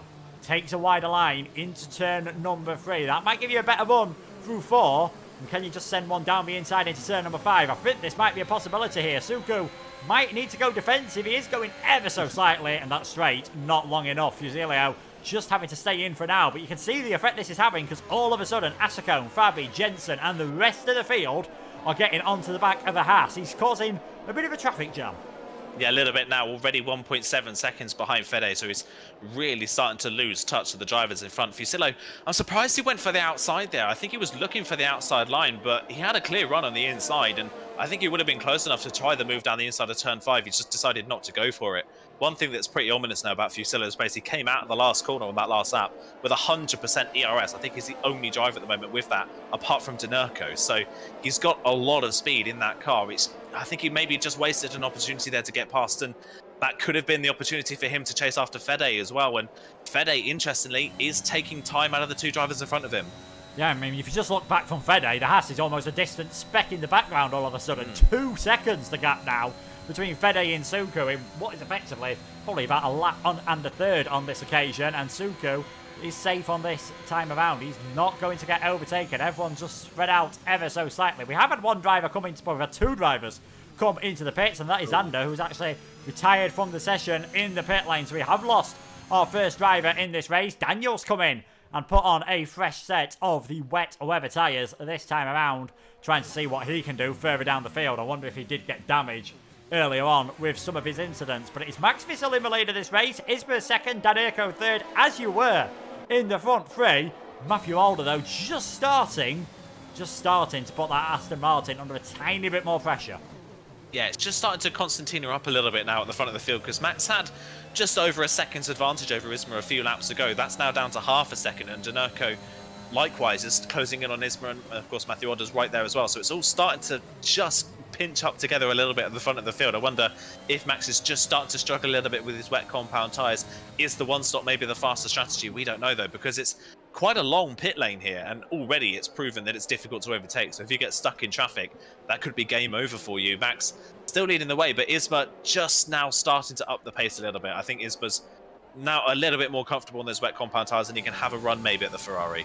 Yeah, definitely looks as though Max was sliding a bit more through the final corner then. We are on board with the Spaniard in the Williams team. I've had the Spanish driver drive for Williams, of course, before. Marc Genet doing a few races as an injury replacement for Ralf Schumacher in 2003, and when he broke his back in 2004. But Isbra just having to stay behind now. But like you said, Aidan, he has really closed that gap down. And Fusilio still all over the back of Suku. Now 3 seconds, these two, off of Fede, who's not exactly closing up. And again, Suku getting it wild through turn number 3. Now, again, Fusilio just can't get the traction at the exact point when he needed it. And he's going to have to stay behind. Although the other Haas has lost a position. That is Gil now, dropping into 16th. Walter's getting ahead.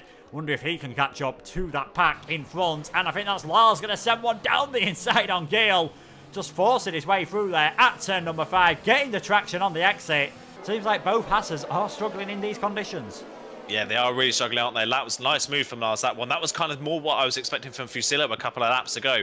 Lovely, neat dive down the inside from the McLaren man. Gets it stopped, gets it turned, and gets the traction. But yeah, look at Fusillo. He's all over the back. He's into the back of the Haas of Suku, actually, coming out of turn 10. That's how much he is pushing at this point. Suku has absolutely no pace at this point of the race. I wonder if he's just overheating those tyres a bit because he's understeering quite a lot. Gil in the other Haas has gone off. It's been a horrible lap for Haas so far. 2 places off for Gil and now a spin. And Suku is now 4 seconds behind Fede. And look at that. Behind Fusillo, there was a massive train of cars now. While it was a little bit more spread out, they are all there ready to pounce if either of these two make a mistake. Surely Fusillo has got to get the move done now, because if he doesn't get it done now and gets held up anymore, he could be at risk of losing a place to the drivers behind. He's looking at it for turn 1, but again, the braking zone for turn 1's just not long enough. He can't go for the move. Can he go for the move at turn 3 maybe? But again, he's just not close enough. He can't get the runs out of the crucial corners. I wonder if he's always got to try and just fake as if he's going to go for a move into turn 3 to try and force Suku offline. Gil's retired from the session. I think there might have been a tiny bit of contact between Gil and Lars. I did just see Gil trying to send it up the inside of Lars. So I wonder if there was contact between them. He is our second retirement from this race. His teammate is still holding on valiantly at the moment and still causing absolute frustration for all the drivers behind. I think Fusilio is going to be submitting a petition to the FIA at the end of this race to be able to use DRS in the wet conditions, as Cornet's gone off ever so slightly. I think Ardapel Gamer gets through. Casper fights through as well. Brock not able to do so. And in fact, Cornet backing off there. Maybe thinking he's just overheated his tyres, or maybe having a few technical issues because he seems to have slowed right down all of a sudden.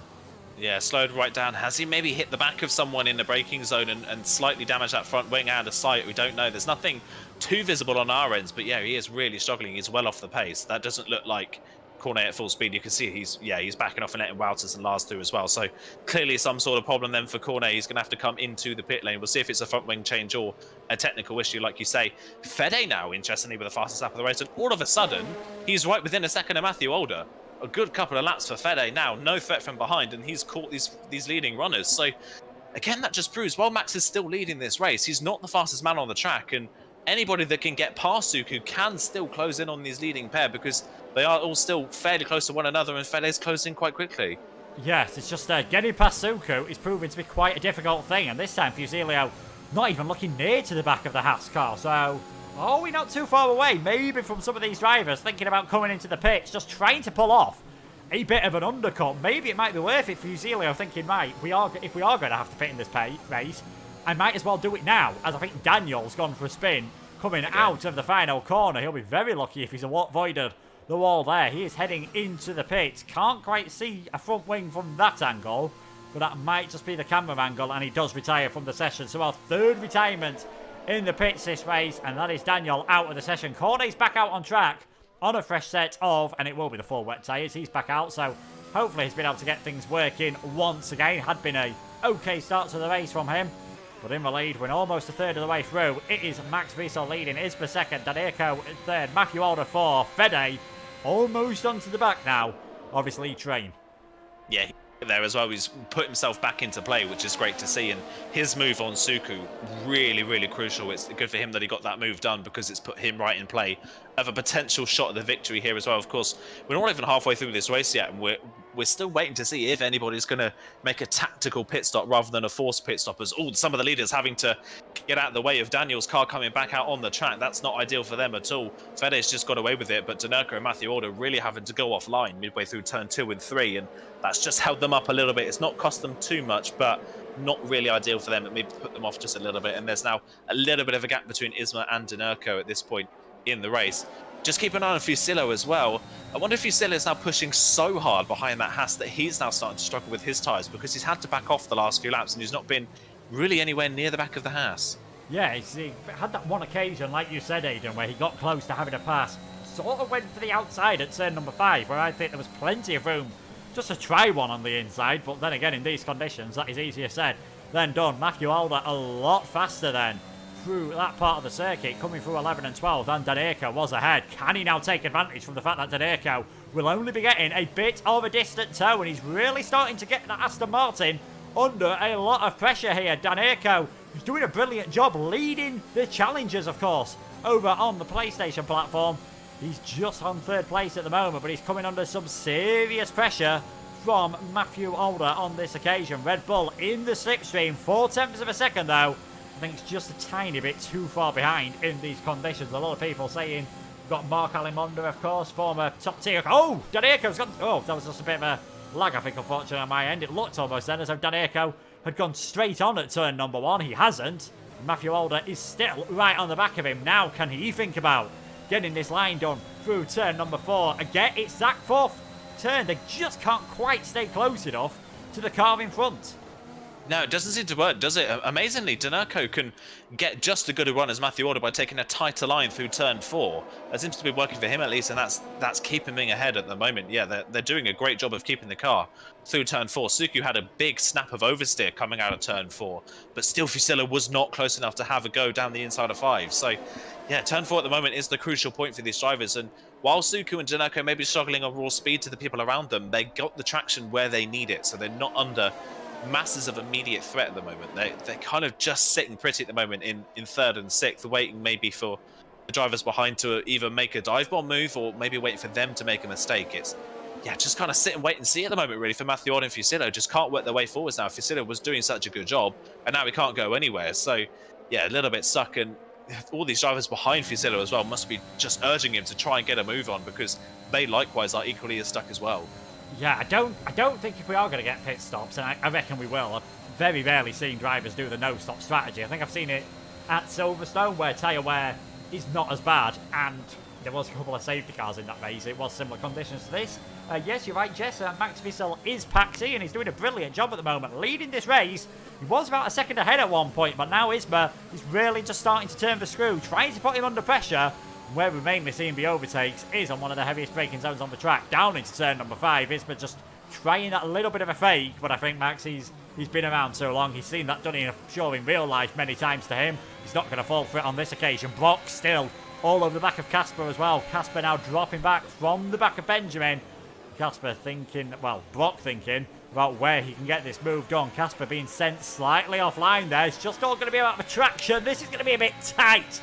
Coming through the left-hander here, and he has to give up on this occasion. Gets that switchback done here. Brock on the inside line into turn number 10 and 11, and I think he might be able to just get this move done here. He's still side by side with the McLaren as they're coming flat through the left-hander down into turn 10 here. Has he managed to get this move done? And he has indeed. Brock finally getting his way past Casper. And that's what you've got to do in these conditions. You've got to force the driver in front of you offline about 5 or 6 corners before you can finally get the overtake. Yeah, that's the beauty about this track, isn't it? You can set, well, Brock there perfectly set Casper up to defend line that Brock was never going to go for. And then the great thing about this track is you can run side by side pretty much all the way through that middle sector. So if Brock or anyone can get that switchback, it can be moved on quite easily, and Brock proving it perfectly there. Set the corner up, set the move up 6 sorry corners. to interrupt, Aidan. I think Max has gone slightly deep there into turn number 3, and this might have been the opportunity for Isma. Got very close to tapping him in the back there, and I think Max is now having to go defensive. That camera angle is absolutely dreadful, but Isma's sending it all the way around the outside into turn number 5. Has he got the traction on the exit of the corner? He has indeed. We've had a change for the leader of the race. Maybe now's the time. These drivers are thinking, right, these tyres are starting to wear. If we're going to make some moves, we've got to do it soon. Yeah, that was a lovely, lovely move from Isma. Capitalised on Max's mistake and absolutely committed around the outside line. And of course, with it being the outside, he can get on the traction earlier and get the better run. And in the wet conditions, the thing you need is traction. That was really, really smart to go for the outside for Isma and not be baited to the inside line for turn number 5. Lovely move. Now can he start to stretch away? It's going to be the first time he gets clean air in this race. What kind of pace has he got in clean air? Can he stretch enough of a gap to get himself out of threat from any of the drivers behind Max at the moment? And has that moment for Max just kind of put him on a little bit of a wobble? And can Dinerco and Matthew Waldo and Fede now start to capitalise on the Ferrari as well? Yeah, certainly. I mean, Max really starting to struggle. All of these drivers, as Mark mentioned, looking for their first win in the top tier. I think Max has definitely had a win in the second tier. Isma has had a podium in this top tier. Third place in wet conditions at the French Grand Prix last year. And he is now 8/10 of a second ahead of Max Visel. About a second faster on that last lap than the Ferrari driver. And still these front five are very close together. And still, Suko has got a Mercedes all over his mirrors. Cornet now picking up a 3-second time penalty. Really starting, well, it's really been a bad race ever since he had whatever issue he did have. The rain still teaming it down here. It is going to be wet conditions all the way through this race. But as we've seen, you can get the moves done. Lap 16, Isma, Max, Daneco, Matthew Alder, Fede, your top five. We're looking at the battle then between Suku and Fusilio. Cornet setting the fastest lap of the race. Might have got himself a warning, but that does show there's time to be gained if you're on a fresh set of rubber. Yeah, there is time to be gained. Like you say, the fresh wet tyres do seem to work at the moment, but who's going to be the first to make that call to come in? We're pretty much at the halfway point now, so you would start to think around now is when people are going to come in, but we've already seen from the likes of Suku and all that, if you get stuck in traffic, it's pretty much impossible to overtake. So if there's anybody in this mid-pack that's going for that zero stop, they could really hold some of these leaders up if they decide to come in. They're coming round the final corner now. Do any of them decide to dive into the pit lane? Isma's not coming in. Max is not in. Neither Dinerco, Matthew Alder, or Fede. So they're all staying out for the time being. I think they're all just waiting for someone else to pull the trigger at the moment. And at the moment, no one really wants to go for it.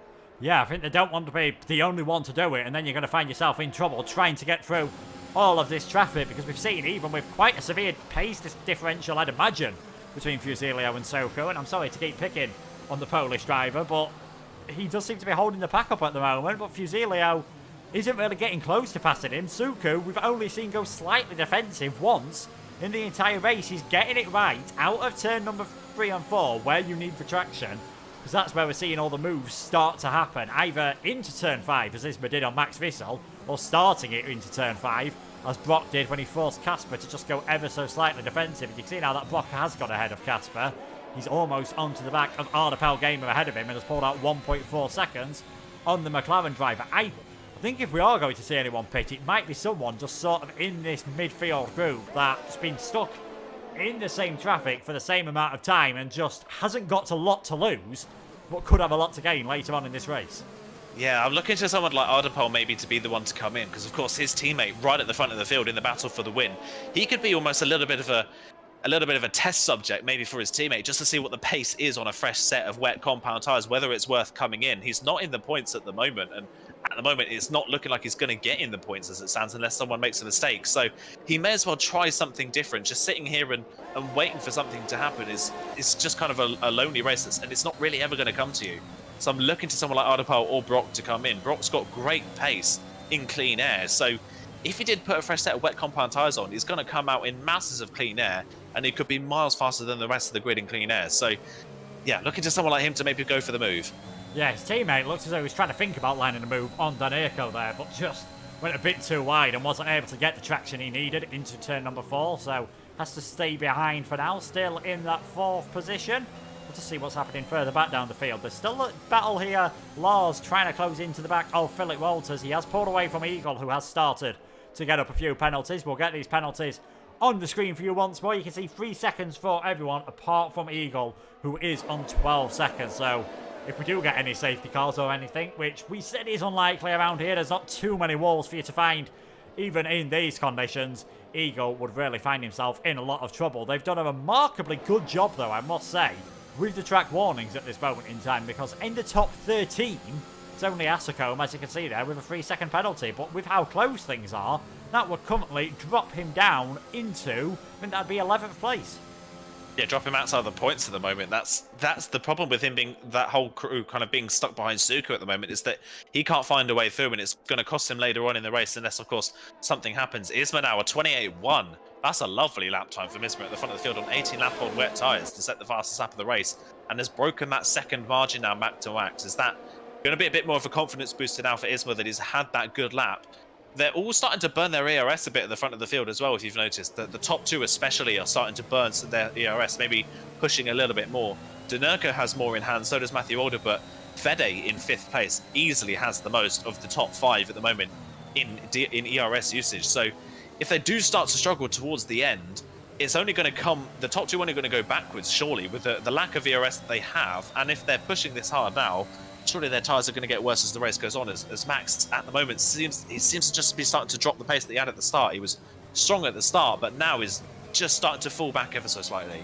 Yeah, Cornet then takes our fastest lap of the race, proving that the fresher wet tyres are the faster, but they don't look faster by enough to actually be worth the pit stop loss all of a sudden. So now that 1 lap 19, we're over half distance. I think we could see a lot of these drivers, in fact maybe the entire field, decide I'm only pitting for if I get damage. Otherwise, I'm going to stay out there and try to hold things on, because we know how hard it is going to be to overtake, and you would drop a long way down the field. I mean, we're on board with Fede at this moment in time. If he came into the pit, he dropped just behind Eagle, down in 16th place. So don't think we'll be seeing anyone do that just yet. Matthew Alder looking pretty close to the back of Dan Aiko, using some of that ERS down the straight. They're all starting to save a bit of fuel at the moment. Fede, as Max says, is just on the limit. We're seeing that yellow light flickering every now and then. And that is another time penalty for Asocombe, just perhaps getting a bit frustrated being stuck in this train. That is now 6 seconds. Looks like it's going to be tough for him to get points unless he manages to get ahead of Fusilio, get ahead of Suku, and then drive into the distance.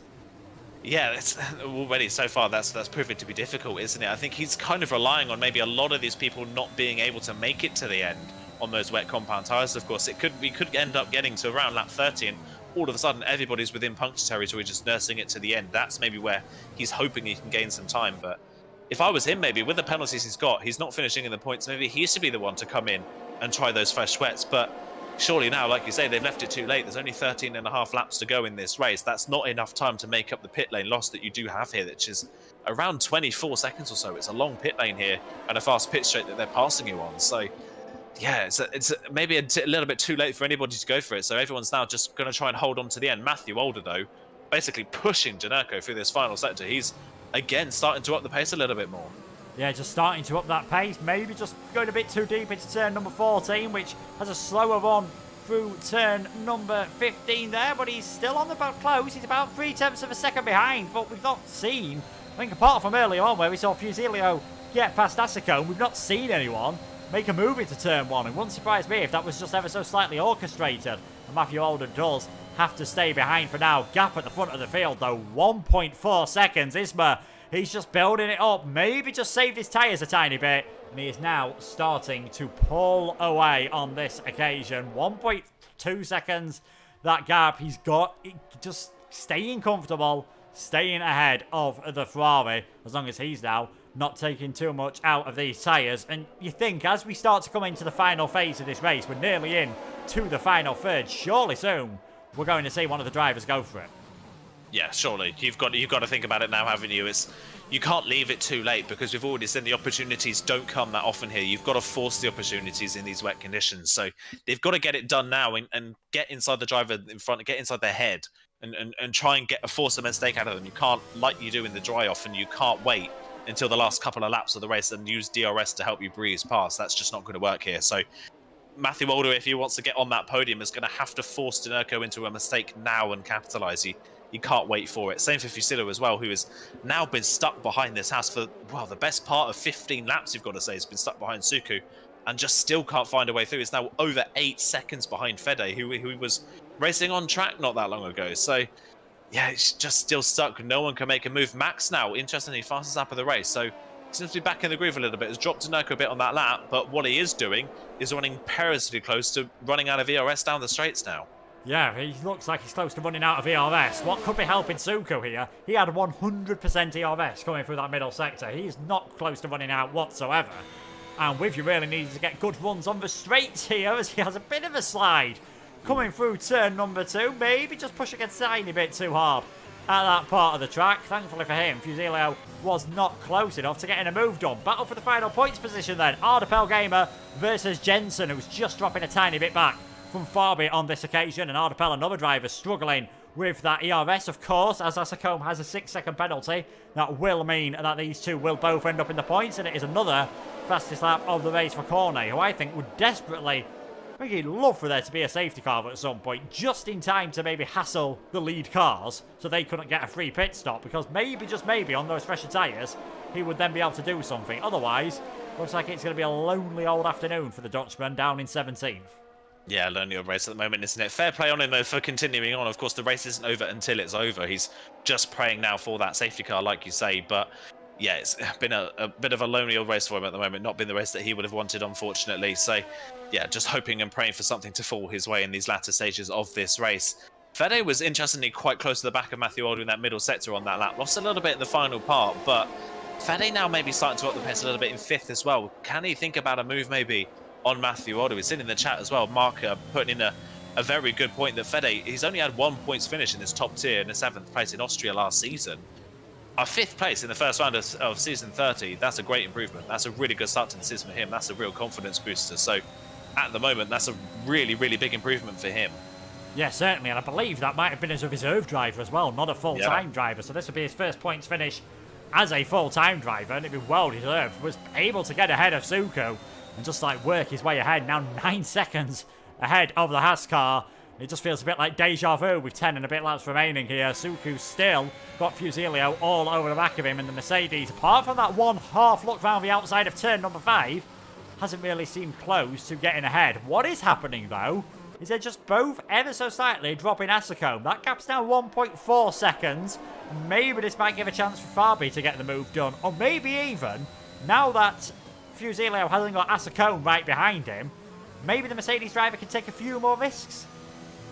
Yeah, maybe we can start fighting a little bit more, putting a bit more pressure on Suku, not having to worry about maybe making a mistake himself and dropping a position. I think the biggest issue for Fusillo in these last few laps is when Suku had that massive moment in turn 2, I think it spooked Fusillo and he outbroke himself for turn 3 and completely missed the apex. So I think if he hadn't have done that, he could have had a brilliant run on the Haas coming down to turn 5, but that little mistake for the Haas man maybe put him off a little bit and he just still can't get anywhere close. Max again, the fastest lap of the race.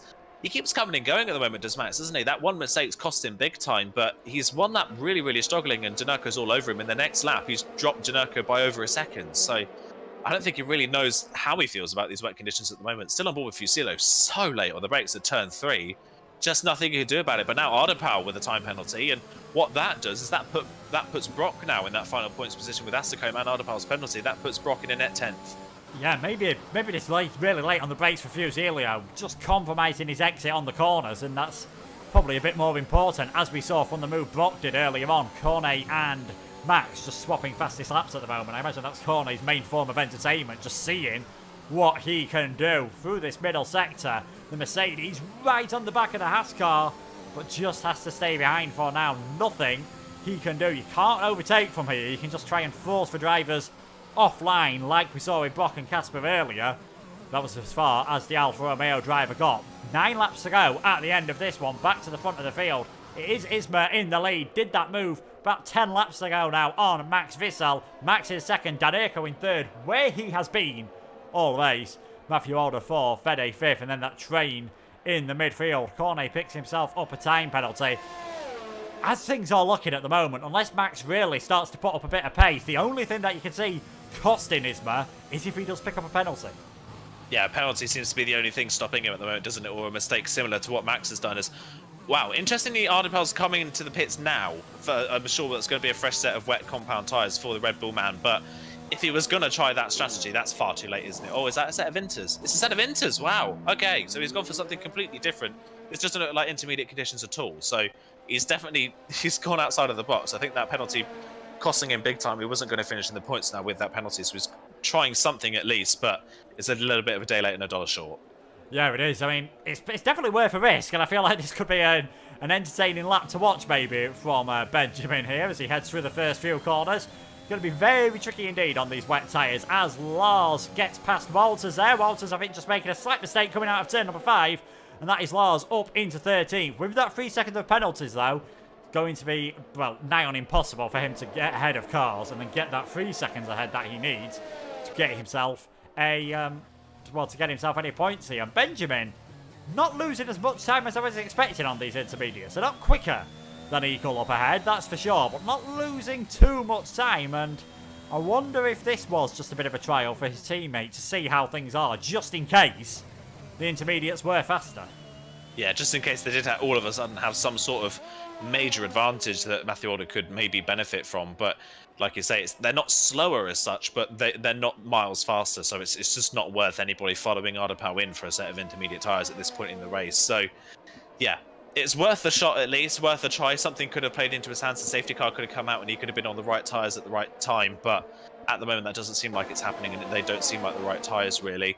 I've been watching Matthew Alder, though. Matthew Alder's been so much faster than Denurco in the final part of the lap, but every time he thinks about forcing Denurco into a mistake, Matthew Alder nearly runs into the back of the Aston, and Fede is right there to pounce. So Matthew Alder's a bit stuck here. He's trying to go for a move on Denurco, but he can't, because any time he does, Fede is right there, is further down. Fabi going for the move. Asacone's completely missed the corner. Ardapau's retired in the pit lane. Yeah, but Asacone completely missing turn 5. Fabi is finally through and up into 8th place. Yeah, Fabi now up into 8th place. Asacone's now on 12 seconds of penalties. He's going to drop a long way down the order of his teammates. Not looking too bad at this moment in time. Fortunately for Asacone, he is going to struggle. And now we'll see how quickly Fabi can get onto the back of Fusilio. And is that going to force the Mercedes driver into move now that he's not got an esports teammate in his outplayed driver of Asacone right on his tail as well? Fabi, of course, reigning F2 champion, took the title last year, took a victory in the final race at Brazil. Looks like he's going to get points on his F1 debut. What is a very decent first race, you've got to say, at this moment in time for the Ferrari team in 2nd and 8th place. Yellow flag in Sector 3. Lars gets a 5-second penalty for corner cutting. I have a funny feeling the two of them might have been related. Fusilio, 7 laps to go, still on the back of Suku, as Asacone does retire from the race in the pit lane. We are down to 15 cars there. Isma leading, Max in 2nd, Dadeco, Matthew and Fede in 3rd, 4th and 5th. And Fusilio trying everything to get ahead of Suku. The Polish man not budging at this moment in time, but this is the closest the Mercedes has been for a while. Yeah, closest he's been for a while. Can he think about a dive at turn 5? He's looking, but again, not close enough. But he's for Suku defensive. Can he get the run out the corner maybe? Or not quite on the exit. I don't think he's not quite got the run. But Suku, a little bit of wheel spin there as he goes up the gears. But yeah, again, not quite there for Fusilio. He did touch the sausage curb a little bit on the inside of turn 5. That maybe didn't quite help his run either. He's getting closer and closer, isn't he? But again, he just can't quite complete the move. He doesn't seem to be brave enough on the brakes to go for the dive. And he's not maybe thinking far enough ahead on the track. He's thinking about going for that late move at 5.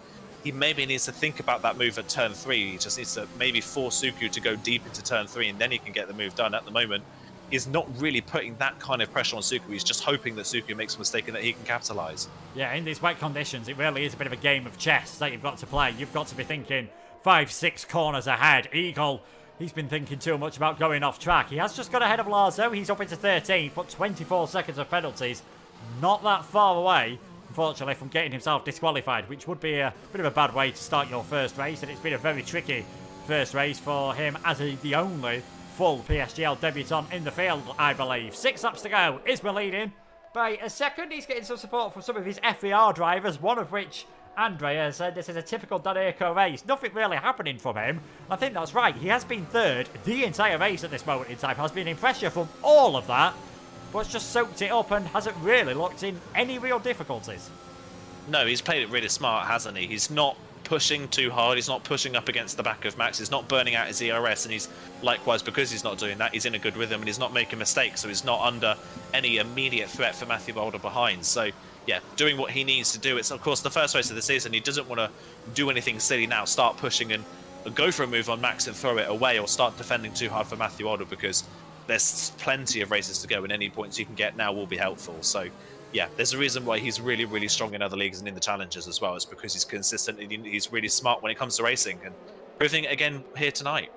Yeah, race 1 of the season's not really where you want to be sending it down the inside with last-ditch moves. Race 15 at Bahrain, we might see drivers going for it if it determines the championship, but I think for now, everyone, especially in these conditions, is just going to be playing it a tiny bit more safe. 5 laps to go. It is as it's been for the last 15 or so laps now. Isma, Max, Daneko, Matthew, Fede, Suku, Fusilio. Your top 7. Farby not putting the Mercedes driver under any considerable pressure, and Jensen has now dropped a bit further back. He's in 9th, Brock in 10th, Casper in 11th place. So many times we see Casper just off the podium, just outside the points. I think last season, if we have a look, he finished in 11th place 3 separate occasions, including at the last race at Brazil. Looks like he's going to start this race with a second as well, as he has also got that yellow fuel warning light, and his teammate is in the pits. That is Lars, I think, just serving his penalty. Just putting on a fresh set of wet tyres. Get yourself the fastest lap. Get yourself a bit of pride. Yeah, get yourself a bit of pride, like you say, something to fight for. And if any of the leaders get that fastest lap, then it's a point he can take off the leaders that could help him out maybe later in the championship. So it's something at least, and at least he's not retired from the race in the lobby like a few other people have. He's still going and is still going strong. Again, Fusillo was so close, by the way, coming out of turn 1 to the back of Suku, and just decided to sit behind in turn 3 and not feign to the inside. So again, he's just not thinking too far enough ahead. He's tucked right in behind the Haas, but because Suku now knows what Fusillo's doing, he knows that Fusillo's not going to go for a crazy dive or try and feint to the inside. He can just stick to his line and not have to worry about it. Look at there again, Fusillo's so close to the back of the Haas, but just not in the right part of the track. Yeah, the definition of insanity. He's trying the same thing over and over again and expecting different results. I think Fusilio's definitely gone insane with how long he spent staring at that Haas diffuser for the past 25, 26 laps of this race. He's been right underneath the rear wing of Suku, got really close in the middle sector, but you're not really going to get any overtakes there unless the car ahead makes a mistake, and Suku just keeping it clean. You can see taking it careful through turn number 3, gets that better line through 4 and stays ahead, and Fusilio not able to get close enough. Slightly in a wobble though there from Suku, but the Mercedes too far behind on this occasion, and I think a wild dive bomb at this stage in the race is unlikely to happen. Wouldn't want to cost yourself at this point and put yourself in trouble maybe for future races, although Suku has a bit of a slide there coming through turn number 6. This is definitely the closest Fusilio has been. Can he throw one up the inside here into 7 and 8? Has to just stick behind for now, and it looks like that slim chance, that small window, has been slammed shut once again. Yeah, Suku, great defensive driving. Even when he's not feeling confident in the traction, he knows exactly where to place that car and put Fusillo off. I would not want to be in a party with Fusillo right now. I'm sure that he's saying a lot of things that we can't repeat. He's just been stuck behind that Haas for so long in this race now. And Suku now 12 seconds off of our top 5. But while Suku's not had the pace, he's been very smart with how he's raced this race. He's obviously, clearly, he knows as well that he's not had the pace in this race. But he's not trying to drive too fast and then making mistakes. He's keeping it clean, he's saving his ERS, he's using his ERS at the right points of the track. So while he hasn't got the pace, he's driving very smart and holding on to 6th.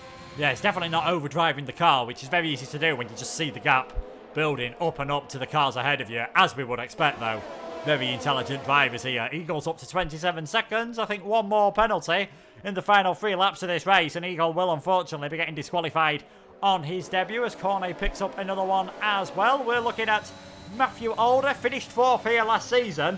Unless something changes in the final 2 and a bit laps, it is going to be another 4th place for the Red Bull driver. Did qualify in 5th. We'll see who the biggest gainer is in terms of positions at the moment. Is Fusilio gone up 4 places? Walters has gone up 5 places from 17th on the grid. I think partly due to a few retirements as well, but not been the race he would have been expecting. Did make his return to the top tier. He has finished 3rd in season 27 in this top tier. Returned to the top tier last year at Portugal and finished, I think it was in 5th place in his first race back, but not just being able to show that same performance tonight. It has been a bit of a struggle for a few of the drivers. 3 laps remaining, 2 to go at the end of this one, and Isma's just kept that gap solidly now at around a second, just surely just thinking's a bit dangerous in this situation, but just thinking about bringing it home. Yeah, just keeping it clean and safe now. He's not under any immediate threat. Like you're saying, Max has to be, well, at least under 0.3 of a second for Isma to really be under threat at this point in the race. So I think he's just playing it safe at the moment. And yeah, Walter's gaining the most places as well. But he, like a lot of people, I think, in this race, we haven't seen the true potential of his performance because he's just kind of been stuck for the majority of this race. The people that he was racing, the likes of Lars and all that, have now fallen to the back of the field. So he's got some clean air finally, but the early parts of this race have really put them off. I think that's the same for the people like Brock as well. Brock's, when he's been in clean air, has been really, really strong and really fast, but he's just not been able to get that clean air consistently. He just passes one driver and then within a couple of laps is stuck behind another. So we've not seen the true potential from him either, which I think he'll be not too happy about, but it's still at least a points finish for him. As Fusillo, again, still really close to the back of Suku coming out of 8. Can he get the run out of 8 over the hill? No, he can't. Suku, again, really strong on traction. Yeah, I think Brock said his aim would be to complete a race and not finish last. He's going to get a point on debut, so that is very good indeed. Suku taking a bit of a different line there through turn number 11 and 12, so this might be a bit of an opportunity for Fusillo if he can get close enough and then follow close enough through the final corner. That is definitely easier said than done. It's the penultimate lap for these drivers. We're seeing now Isma just crosses over onto the final lap of the race. Suku taking a wider line through turn number 14 then, and this might just give him a better exit. I think that's why he's gone for that opportunity. Although Fusillo is right underneath the rear wing of the Haas driver, who's using plenty of ERS. He's got about 50% more on this occasion. Fusillo, he's in the slipstream. It's going to have to be a dive into turn number 1. And we know from what we've seen in this race, there is no chance he's going to go for that one. Now, turn number 3. Can you force Suku offline ever so slightly? He has done. He's taken a wider line. This could be the opportunity. Coming through 4. Needs to stay right underneath the Haas car. This is by far the closest he's been. And it is the final lap of the race. Suku having to go defensive here. Can Fusillo send it all the way around the outside? We saw Isma do this earlier on as well. They're still going side by side, and the Haas driver has his nose ahead just about on this occasion. Through 6, the Mercedes is ahead. Finally, Fusillo takes the position. It took him long enough, but the final lap of the race, he decided it was his time, and he's up into 6th. Sigh of relief. He is finally through and up to P6 in this race.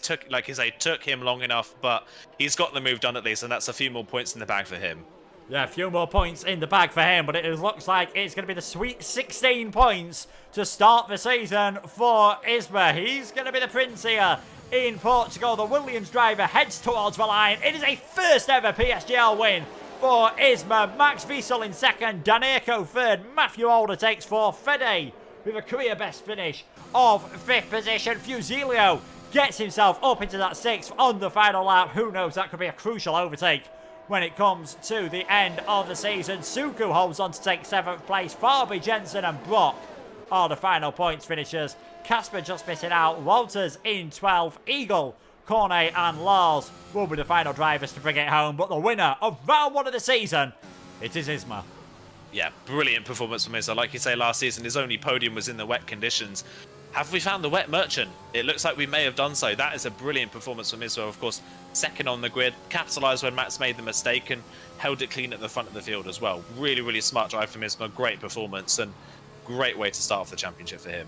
Yeah, I think he'll be delighted with that performance in what was very tricky conditions, and it looked like Max just made one slight mistake, and that was all Isma needed. Got it down the inside, and from there, never really looked close.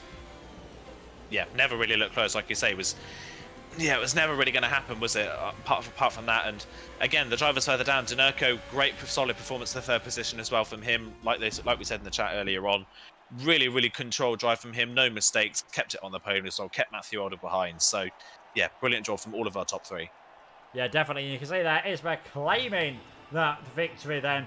Great performance by him. Max in 2nd place, still by far his best result in PSGL. He'll be delighted with that, although I think maybe wondering what might can be in another podium for Danirko. Here are the rest of the provisional results, and it's very rare you see an almost straight line of no stops from everyone in this race. But then again, this was not your ordinary race. It is Isma taking the victory. Max Visel in 2nd, Danirko 3rd, Matthew Alder in 4th place. I think describing it in the chat as the worst race he's ever been a part of. So hard to make any moves around here in normal conditions, never mind in the rain. Freddy and Fusillo making it a double OP 5 and 6. Suku in 7th place, held on valiantly, just losing out at the end of that race. Farby in 8th place, Jensen 9th, Brock in 10th. Both of those drivers getting points on their F1 debuts, Farby as well and Suku. Casper just missing out on points, as did Walters, Cornet, Eagle, Lars with the fastest lap. Fresh tyres worth it for him. Then we saw Asacombe, Ardapel Gamer, Daniel, Gill and Xander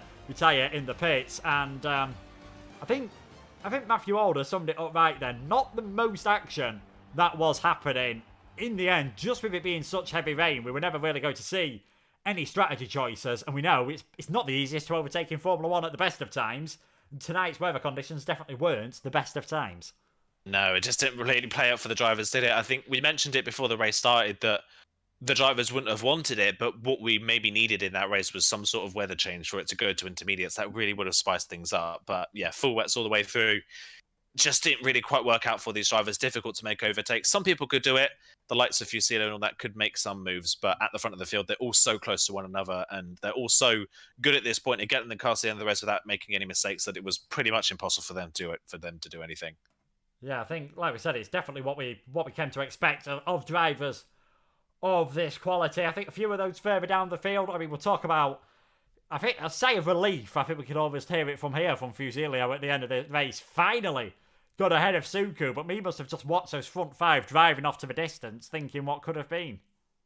Yeah, he must have thinking that, mustn't he? Because if he'd got that move done the first time around when he was only a couple of seconds behind Fede, you've got to say that Fusillo was probably one of the fastest drivers on the track on raw speed. Who knows where he could have gone at the front if there was another driver in that battle for the lead. Maybe we would have seen people being more aggressive. There might have been more moves. People might have made more mistakes with there being a little bit more pressure. So, yeah, 6th place, still a great result from Fusillo, and good for him to finally get that moved on that final lap, but it definitely could have been maybe a bit more for him. Yeah, certainly. We are going to just make our way over to the waiting room very quickly as we get ready for the podium interviews. We have got a driver in there already, so let's get it started. Max Visel, 2nd place from you from pole position. So close in the end to getting the victory. Just tell us about what happened when Isma passed you, because it looked like maybe just a slight mistake from yourself on traction, and then Isma was able to make the move work round the outside. Yeah, the race was pretty difficult. I don't know why, but I had absolutely no rear tire at all and struggled the whole race. I did a mistake in, I think, turn 3 or 4. I don't know exactly, the tight left-hander. And he ran at the outside on the right side and passed me. So that was a good move from him, and I couldn't try to pass him back because I just no traction. And at the end, a hard race, tough race, but happy with P2, and it's okay for the first race for the season. Yeah, definitely a good start for yourself. First race of the season. You said you were hoping to maybe stay in F1 with your performances. You've definitely done that. Talk us through qualifying. Great lap from you to take pole position.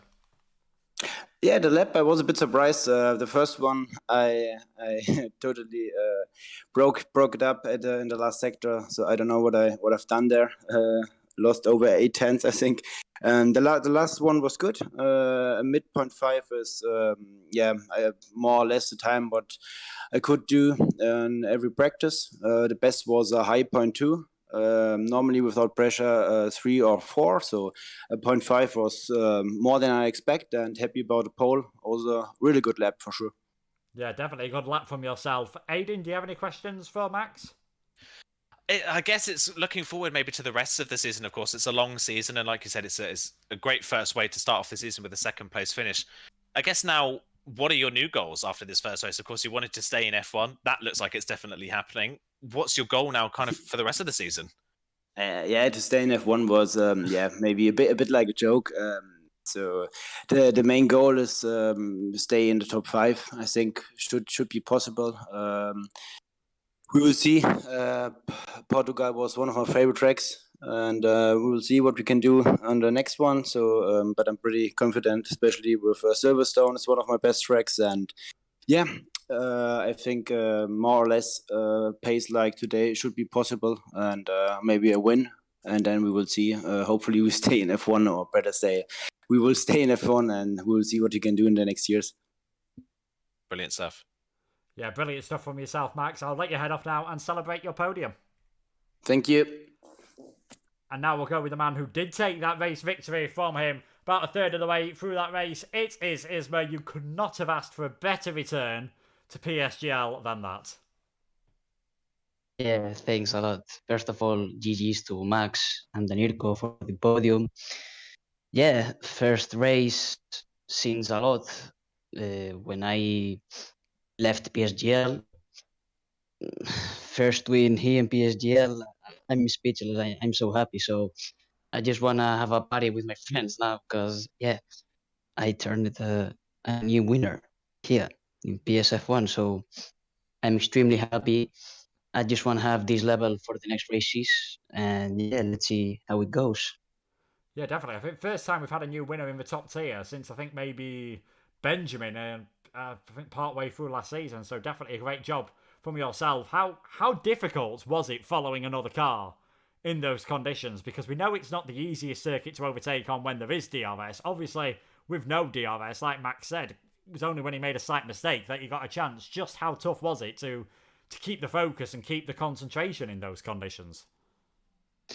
Well, it was pretty difficult because yeah, following a car in heavy rain makes you lose the rear. So I just stayed behind him till he made the mistake in turn one.